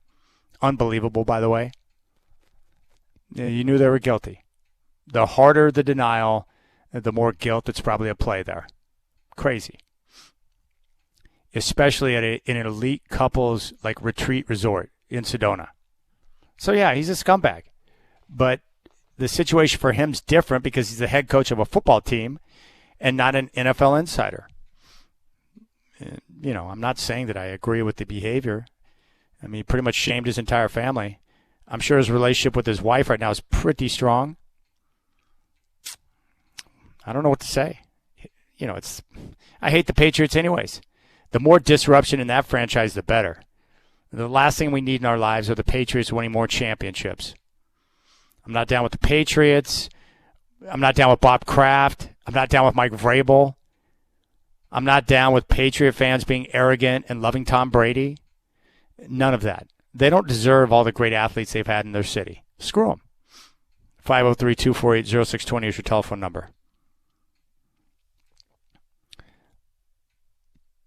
503-248-0620 is your telephone number. We can talk about the series if you want. If you got any takes on what went down. I think what makes it more painful is just how it happened. You know, with the Blazers having double-digit leads in both games 3 and 4, and then melting down in the third quarter. That's not ideal. And the Blazers will play a game tomorrow. They're probably going to lose. They're 12.5-point dogs. I do not expect them to win Game 5, and then we're going to move into the offseason. And I think the exciting part here is that we know Denny Avdia is a player, an all-star. Scoot Henderson has emerged as a big-time player. Donovan Clingan, up until this series, was having a great year. They've got a lot of good young talent and a lot of pieces to be able to continue to improve the roster with. And I'm anxious to see how aggressive Tom Dundon is going to be willing to be during the offseason. Will they go big game hunting? What will the approach be with the roster? Clearly have to consolidate in the backcourt because Dame's coming back. They've got Scoot, they have Shaden, they have Drew Holiday. Too many point guards, too many guys who are going to need the basketball in their hands. What do you do? I would say that Jeremy Grant, Drew Holiday, the draft picks, and potentially Shaden Sharp could be pieces that you might use in a package to bring some guys back. So I'm just excited because this team's finally on an upward trajectory. And the result in this series is pretty much what it should be. There's no shame in losing to a team that won 62 games. It's hard to admit that, you know, the other team is better, but the Spurs are just better than the Trailblazers right now. I had no delusions that the Blazers were going to win this first-round series against the Spurs. Now, I was awfully arrogant after the Game 2 victory and Game 3 on Friday night with no Victor Wembanyama. And my initial thought was he was going to play in Game 3 after the concussion, and he was ready to go, but the NBA said no. He brought in an independent neurologist. He had passed all the steps in the protocol, but the NBA said no. And my guess would be the NBA, they just didn't want to look bad in the process, so they held him out another game. Because people would have been like, wait a second, I just saw him laying out cold on the floor 2 nights ago. What's he doing playing in Game 3? But he passed all the steps, and it sounds like Wemby was frustrated with the process because he wanted to play in Game 3. But he played yesterday, and Wembanyama, after a slow first half, he was pretty dominant in the second half, finished with 27 points, 11 rebounds, multiple blocks, multiple steals. It's just unfair. And I'm just jealous because the Spurs got him and the Blazers didn't, because Portland was 1 digit off on the ping-pong balls from landing Wembanyama. The guy, I saw him live yesterday, was the first time I've seen him live in person playing a basketball game. It's pretty darn impressive. His length, the way he changes shots, the way he can move and handle the rock. And he was dominant as a screen setter and rolling towards the rim. Multiple jams in the second half. And the Blazers did a very bad job of negotiating screens yesterday. And the Spurs' execution in their half-court offense in the last 2 games in the second half has been top-notch. And then the shot making from the guards. On Friday night, it was Dylan Harper and Stephon Castle. Yesterday, it was freaking De'Aaron Fox getting to whatever spot he wanted, and just making it look easy off the bounce. And I don't think there's a faster guy with the basketball in his hands end to end than De'Aaron Fox. So good. That roster's deep. That roster's talented. They're well coached. They're very versatile. I just like the way they're put together. I'm impressed with the Spurs. Upon further review, I'm very impressed. Now, do I think San Antonio is going to win a championship? Probably not, because they don't have the experience. I think to be able to get through the series, they're going to have to get through to win it, but they're going to be a problem for anyone because of the talent and the depth and the versatility on the roster. And they're the one team that I think can challenge Oklahoma City. They're the only team I think that can challenge Oklahoma City. In the Eastern Conference, we'll see what the Knicks do. They had a very impressive Game 4 victory in Atlanta. They're all tied up at 2 going back to New York for Game 5 tomorrow. So the Knicks, disappointing throughout the regular season, but they're trying to make some noise. The Celtics are right there, and then we'll see what the Pistons do. They're facing a 2-1 deficit in Orlando. That game is getting underway right now. So the question is, will the Pistons bounce back and get this game? Will they bounce back? Because if they go down 3-1, they're in serious trouble. Some teams are just a bad matchup. Orlando's a bad matchup for Detroit because defensively they're sound, they're physical, and they're one of the teams that can match the physicality of Detroit. And then you've got Oklahoma City and Phoenix. I would expect the Thunder to win and advance and get the sweep. And Denver tonight, if they were to lose that game with Minnesota missing both of their guards back home in Denver, that would be an embarrassment. I think that series is all going to come down to Game 6 back in Minnesota. Can the Timberwolves find a way to get a win and scratch one out against Denver without their 2 guards? Denver, because of the circumstances with the injuries, they have a great chance down 3-1 to get back in the series and win it because 2 of the next 3 are going to be in Denver. But we'll see how they respond tonight. And do I think Jaden McDaniels was, being a little unsportsmanlike with his actions? Absolutely. But I think he did it because he knows he can get away with it with Denver because they're soft. And he's playing with them. He's messing with them right now. So that'll be a chippy game tonight, and I wouldn't be surprised if someone tries to lay McDaniels on his ass for what he did. But there's going to be more fireworks for sure. All right, we'll keep things rolling. Coming up next, Ryan Edwards, 8:50 KOA in Denver is going to join us. We'll talk NFL draft and get his take, and also look into Game 5 Nuggets and Timberwolves. You got the Rip City Drive on your home of the Blazers, Rip City Radio 620. Game 5 tomorrow tips off at 6:30.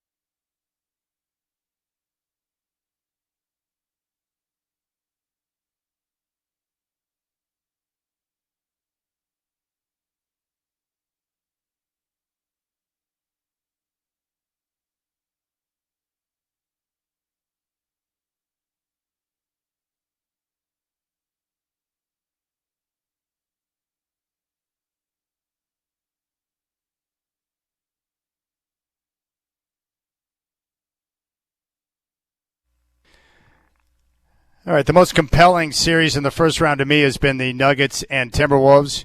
It reminds me of my younger days when teams actually hated one another as they got ready for a playoff postseason battle, and there's nothing better than that. And, of course, Jaden McDaniels is right in the center of that with comments like these. He's offensively was to really get in a rhythm tonight. Go out to Jokic, Jamal, all the bad defenders, Tim Hardaway, Cam Johnson, Aaron Gordon, the whole team.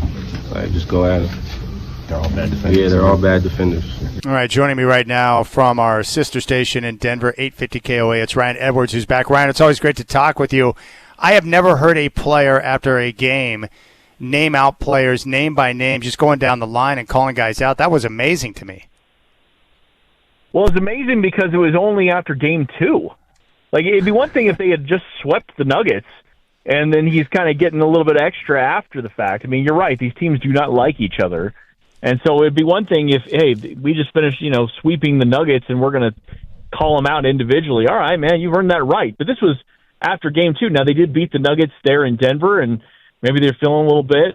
But we just don't usually see the very obvious bulletin board material, right? We'll see stuff that teams will take and create bulletin board material, like the Jacksonville Jaguars did earlier this year with the Broncos, where Sean talked about small markets, and he was trying to give them a bit of a compliment, saying they're a good team that just doesn't get a lot of run.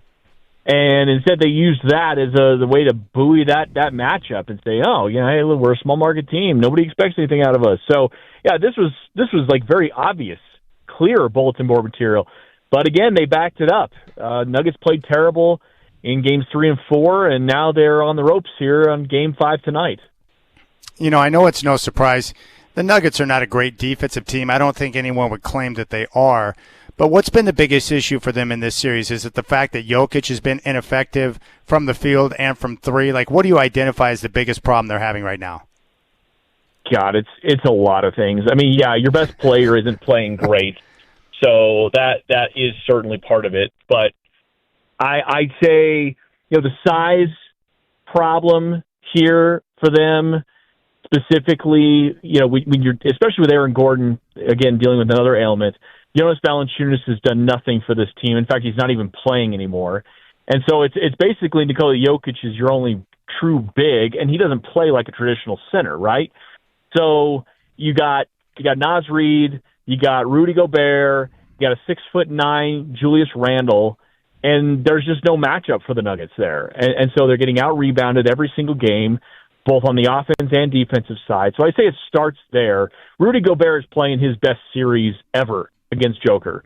Like, Nikola Jokic has usually, sort of taken him to task, but that has not been the case this year here in this postseason because Rudy Gobert has kind of gone to another level. So it's a mix of things, and then the complementary players around them. Their bench has not been playing particularly great. Christian Brown's been awful. And again, what else can you say? Like, there's nobody else. I mean, Jamal Murray, I think, has been okay, like maybe even better than okay, but it doesn't really matter if everybody else is struggling, including your star player. Yeah, I'm with you on that. Now, a lot of people right now are complaining about Tiago Splitter here in Portland, and I know a lot of people are complaining about Coach Adelman in Denver. What have you seen from Coach Adelman that you might like to see adjustments? Have you seen any real issues with him? Like, what's the big complaint right now with Adelman? Well, one thing that we did appreciate about Michael Malone, and maybe we didn't give enough credit to it when he was here, is he did know how to push the right buttons. I don't know if David Adelman knows what that looks like just yet, especially as they are finding difficulties. And once again, as I mentioned, a key example of this, Jonas Valanciunas, you brought him in here to be more than just a serviceable big, right? I mean, he was supposed to help give Nikola Jokic some breaks during the regular season, which he did. And then when you got to the postseason and played in some of these matchups where you need him to eat some minutes, not only to help keep Joker fresh, but also maybe have them both on the court at the same time as a bit of an enforcer, he's not even playing.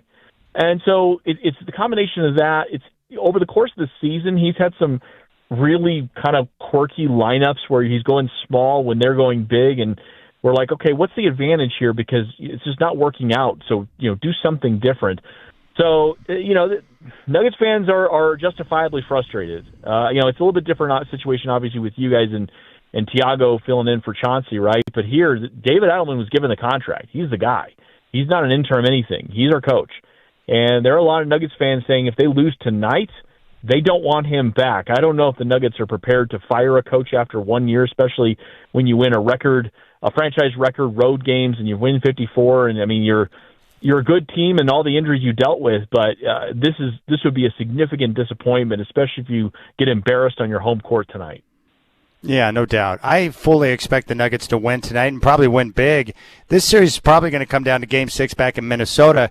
As bad as Denver's been in the series, they were given a gift because the Wolves are without Ant and now Dante DiVincenzo. I would think that's advantage Nuggets. So, I mean, do you see it coming down to that Game 6 back in Minnesota and whether or not Denver can navigate that game without those two guys in the lineup? As we sit here today, I do. I mean, they've been thoroughly embarrassed, like off the court and on the court, in the last couple of games, right? I mean, there's no other way around it. Embarrassed. Yeah. You've been punked. Show some spine. There's too many quality players on this team.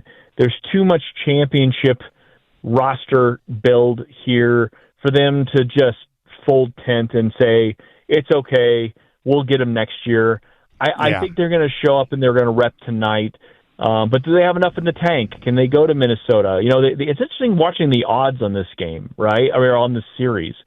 There's only a 59% chance based on the betting odds that Minnesota closes this thing out.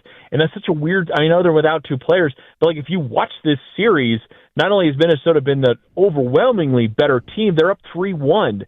You say with 3-1 with 3 to play, you'd like those odds for Minnesota, but only 59%.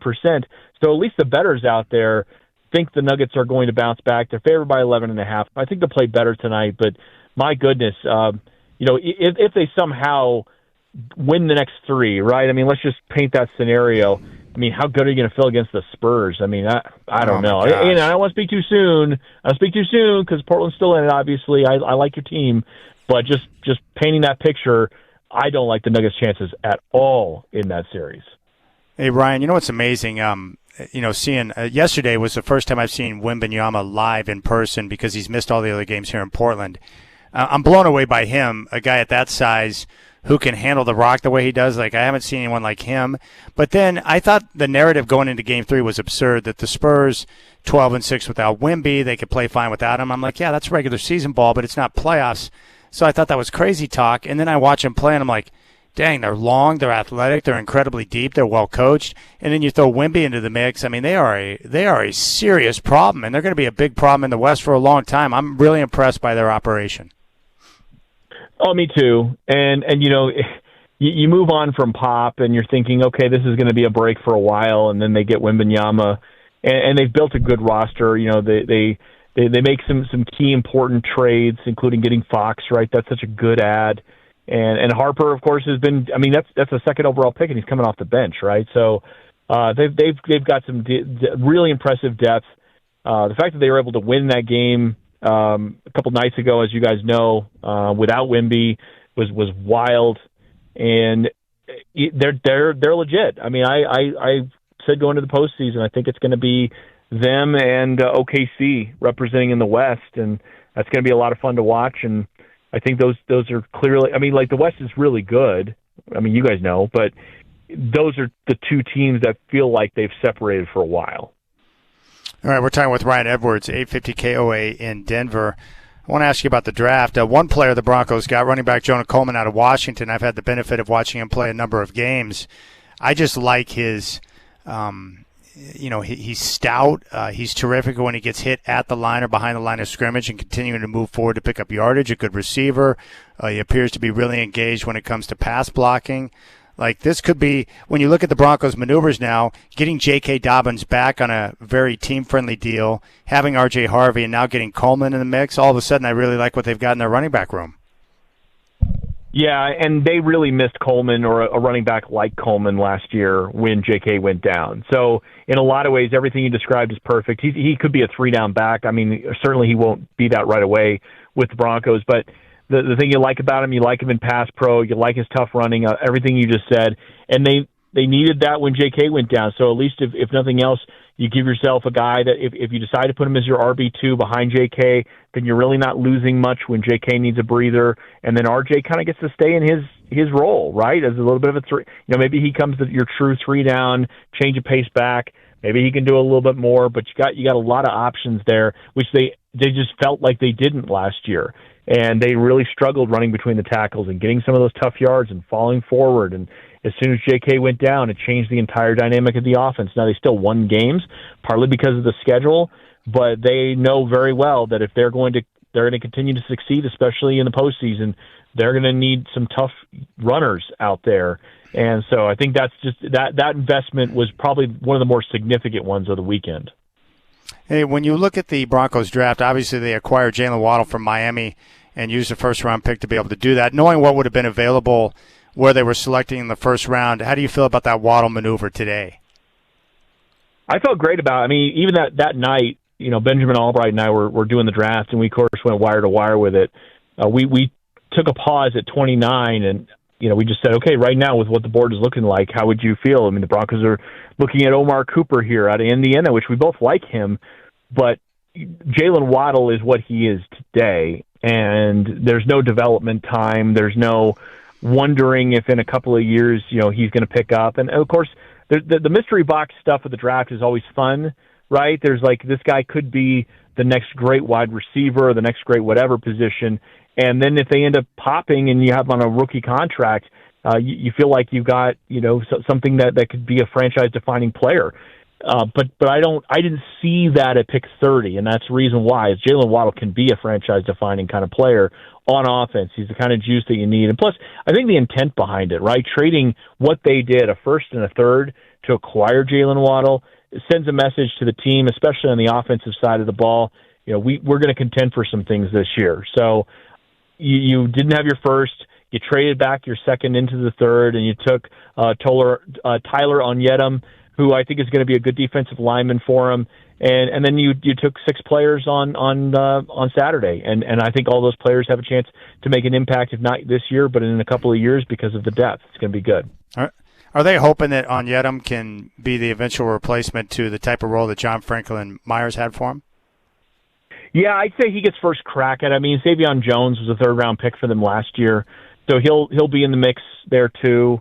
They just viewed it as rotational. I wouldn't even be surprised if they kick the tires on potentially a vet here. But yeah, I mean they wanted to continue to churn that depth, give themselves some options into future years. This last year they paid a lot of defensive linemen. I mean, they paid Zach Allen, they paid DJ Jones, they paid Malcolm Roach. So they already have paid a lot of guys up there. So they need some cost control options. So whether they go and try to grab a free agent, it'll probably be on a relatively affordable contract, or they just say, all right, the two of you guys need to sort of step up. They have Eneomo Wazirike here, who's like really best friends with Onyedum. They went to school together in Iowa State. So they've got a few options there, but the biggest thing that I like about Tyler Onyedum is that he's got a good run defense, and they did not want to risk losing some of that. I think he's still developing some of his pass rush moves, but he's a really, really plus run defender, and that's one of the unsung things about JFM. He'd get 7 or 8 sacks a season, but he also was very, very good in the run. They don't want to take a step back there. Yeah, it was critical. Their run defense, especially in the postseason against Buffalo and New England, was terrific, and it was throughout the year. Who are a couple of teams outside of Denver that you like what they accomplished on draft day? I think I like Cleveland. I mean, I don't know if they're going to be any good, but I like a couple of their moves. Again, continuing to invest in the trenches, taking Spencer Fano at the top of the draft was good. I think Casey Concepcion is a fun receiver, and then to pair him with Denzel Boston, I think that makes a lot of sense to me. You got to continue sort of to add some weapons. Again, who's going to play quarterback? I don't know, but the moves they made have put them in position that if this isn't the year, then the next year they're going to. I think they have a couple of firsts, then they're going to be able to maybe plug in a quarterback into a pretty good team. So I did like what they did. I think the Raiders did okay. Fernando Mendoza, I think, is going to be all right in this league. I mean, we'll sort of see. I think he's got the right stuff as far as his competitiveness. People worry too much, I think, about overall upside and that type of thing. I think he's going to be just fine because he's got championship experience and he knows how to play clutch football at the high level in the right moments. And plus, he's going to have Tom Brady to impress him there. I'm trying to think off the top of my head. I haven't had a chance to kind of do a full debrief. I'm just trying to think of the teams off the top. I thought Jacksonville struggled. They had some, whether you believe in consensus ratings or not, they had a couple of pretty significant reaches. Borkshire's, I don't even know what to say there. But yeah, I mean, I think that most teams took a pretty reasonable approach. You didn't see a lot of trades into next year, right? I mean, other than for players like that Minnesota trade to Philadelphia, that was the only one that comes to mind, where you traded a future third. Everybody else sort of just kind of try to play within the structure of this draft because everybody's holding their cards for next year. So that was going to be interesting to me to watch over the course of the draft and to see if anybody kind of dipped into it. I mean, I understand why the Raiders made the selection that they did. I just don't know if Fernando Mendoza is number one overall quality, right? I don't know. Maybe he'll prove me wrong. And I like him a lot. I want him to be great because I like his story. I just don't know if he's that level of QB. That's all. Yeah, and I guess we'll know, right? I mean, he's got better coaching. You think, no offense to Pete Carroll, but I think what they did, hiring Kubiak there. Yes. He's going to know how to work with his strengths. Yeah, and they invested in the running backs. I mean, Ashton's there. They added Mike Washington, who, is a bit of a boom-bust player, fumbles a lot, but he has he's the fastest running back of the combine with a 4.33. So, they've added talent around him. So, I don't know. I'm interested to see how it is. We were having a discussion during the draft about bad organizations drafting quarterbacks. It's there's a reason why the Jets seem to always struggle because it's just a bad organization, right? They get a player in and they don't really know what to do with him. The Raiders are kind of like that too. They just have a tough time drafting, developing, and especially at the quarterback position. So it's all right, is that because of just who you are? Is that I don't really know what it is, but then you have to come back to ownership and say, well, the ownership's been the same, and yet they continue to struggle with this very specific thing. So if Fernando Mendoza struggles, is that because he was always destined to struggle because of everything you were talking about, or is it because the Raiders suck and that's just what they are? All right, I got one more question for you, and I appreciate your thoughts, Ryan. This playoff series for the Blazers has been good because it's revealing that Scoot Henderson is a player. And I'm wondering for you, do you look at Bo Nix going into this upcoming season differently after his performance against Buffalo in the playoffs? Have you seen enough to know that he's a franchise quarterback? Where are you at with Bo as we get ready for another year? Yeah, I feel like he's shown that. I mean, the clutch ability, even if he's part of the reason why they had to come back and win so many games in the fourth quarter because of some of his lulls on offense. I feel like we've seen enough of him just to know that he has that clutch gene of I know how to make big plays in big moments. And again, you mentioned Buffalo, like they had to drive the field. He had to throw that touchdown pass to Marvin Mims on the left side, and that was a big time throw, and he had some big time moments. He also had to engineer that drive that ended up with a field goal that put them in a position to win the game. So it's to say that compared to when we saw the AFC Championship game with Stidham, that might have been the defining moment for a lot of Broncos fans. I'm oh, yeah, he is that much better than the backup. There's a lot of people that tend to joke around about that stuff and say, well, I mean, he's okay, but Stidham might actually be better. And then you see it, and I know it's a snowstorm, but it's just oh boy, no, it's noticeably different. And they win that game against New England with Bo Nix. That, I think, cemented in the minds of a lot of Broncos fans, okay, we definitely have the guy. Yeah, it's just great to get ready for a year. The Broncos, rebuilding days are over, and now they're a legit contender, which is pretty cool. It's Ryan Edwards, 850 KOA in Denver. I appreciate your time. You and Albright on draft coverage is unbelievable. I mean, you guys were humming, man, so good work. Man, it's a great listen, bro. That means a lot, man. I really appreciate you as always. And, yeah, it's every year we do this thing. We start to finish the whole thing, and it's 24 hours of on-air radio and over 3 days. Yeah, so I mean, it's definitely Hall, but it's you put a lot of work into it. I'd say that the prep itself tends to be the hardest part. But you just we all love football, and to sit there and just talk about football for 24 hours over 3 days is sincerely a blast, and that means a lot, man. Thank you. All right, you got it, buddy. We'll catch up soon. Thank you. Ryan Edwards, 850 KOA in Denver here on the Rip City Drive. He's getting ready for Game 5 tonight in Denver with the Nuggets and Timberwolves. We'll come back on the Rip City Drive. Right now, first quarter about to end in Orlando. The Pistons trying to even up that series of 2 games apiece with the Magic. Detroit with a 27-24 lead with 8 seconds to go in the first quarter. So that, too, has been a compelling series. All right, big thanks to Ryan Edwards. You got the Rip City Drive. Tomorrow tip-off, Trailblazers Spurs from San Antonio at 6:30 here on your home of the Blazers.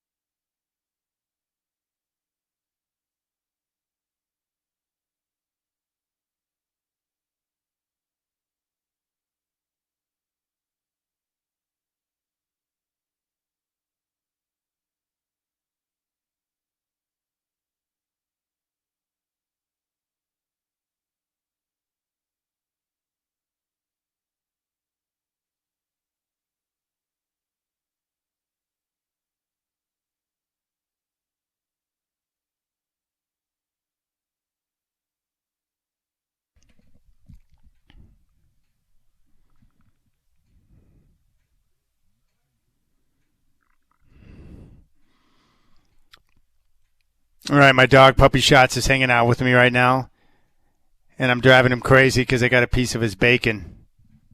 Do you want this? What do you want, Shots? Talk to me. Talk to me. All right, there you go, buddy. So Puppy Shots hanging out. Big thanks to Ryan Edwards. I enjoyed that conversation. Get a chance to talk a little draft. And, of course, the Nuggets and Timberwolves Game 5 tonight. Right now I'm checking out the Pistons and Magic, who are playing Game 4 in Orlando right now. That game's tied up at 30 with about 10 minutes to go in the first half. What a heck of a game this is. Great series so far. The Magic, tough matchup for Detroit. And really everything that we thought about the Pistons going into the postseason has proven to be true. I had no doubt that the Pistons were a terrific team this year, and I mean, really took over the Eastern Conference, had the best record, got the number 1 seed. But my question about them, was how would they handle the half-court nature of playoff basketball? Would they be able to execute? Would they be able to make shots?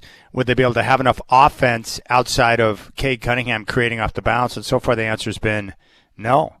And so the Magic trying to really put themselves in a sweet spot here if they can win this game and go up 3-1.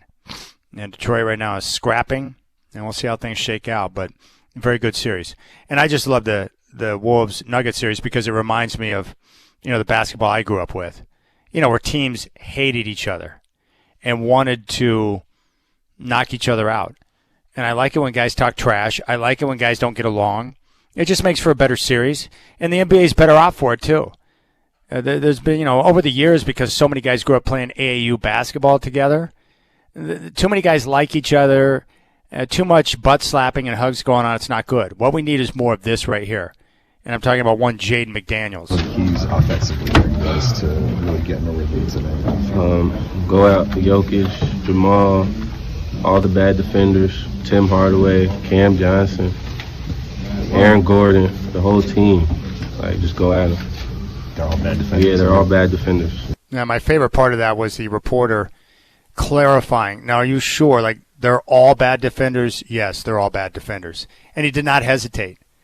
And the reason why he did what he did in Game 4 when he put up that shot at the end of the game was because he knew he could get away with it. He literally called them out name by name, and the Nuggets showed zero resistance going back to Minnesota. So he's like, why not?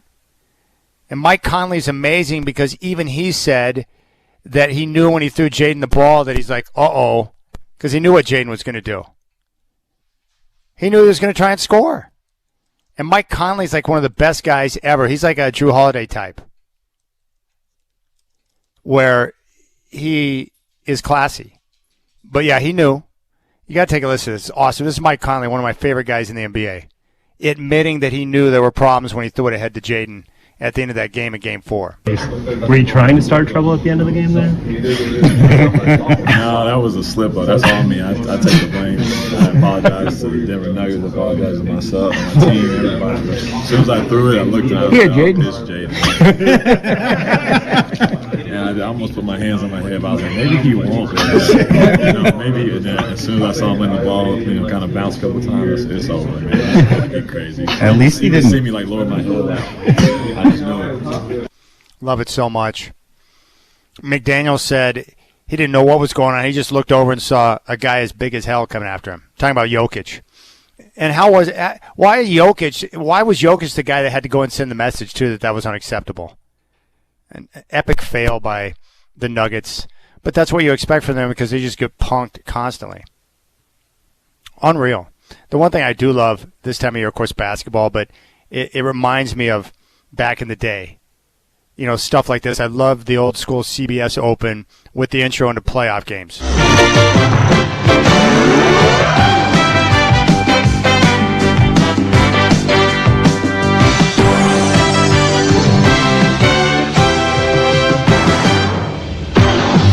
The magic disappeared for the Lakers in last year's playoffs, prompting Coach Pat Riley to light a new fire under his team, fueled by anger and determination. Kareem and company led a lightning and thunder offense past Phoenix in round 1 as Showtime put it in cruise control.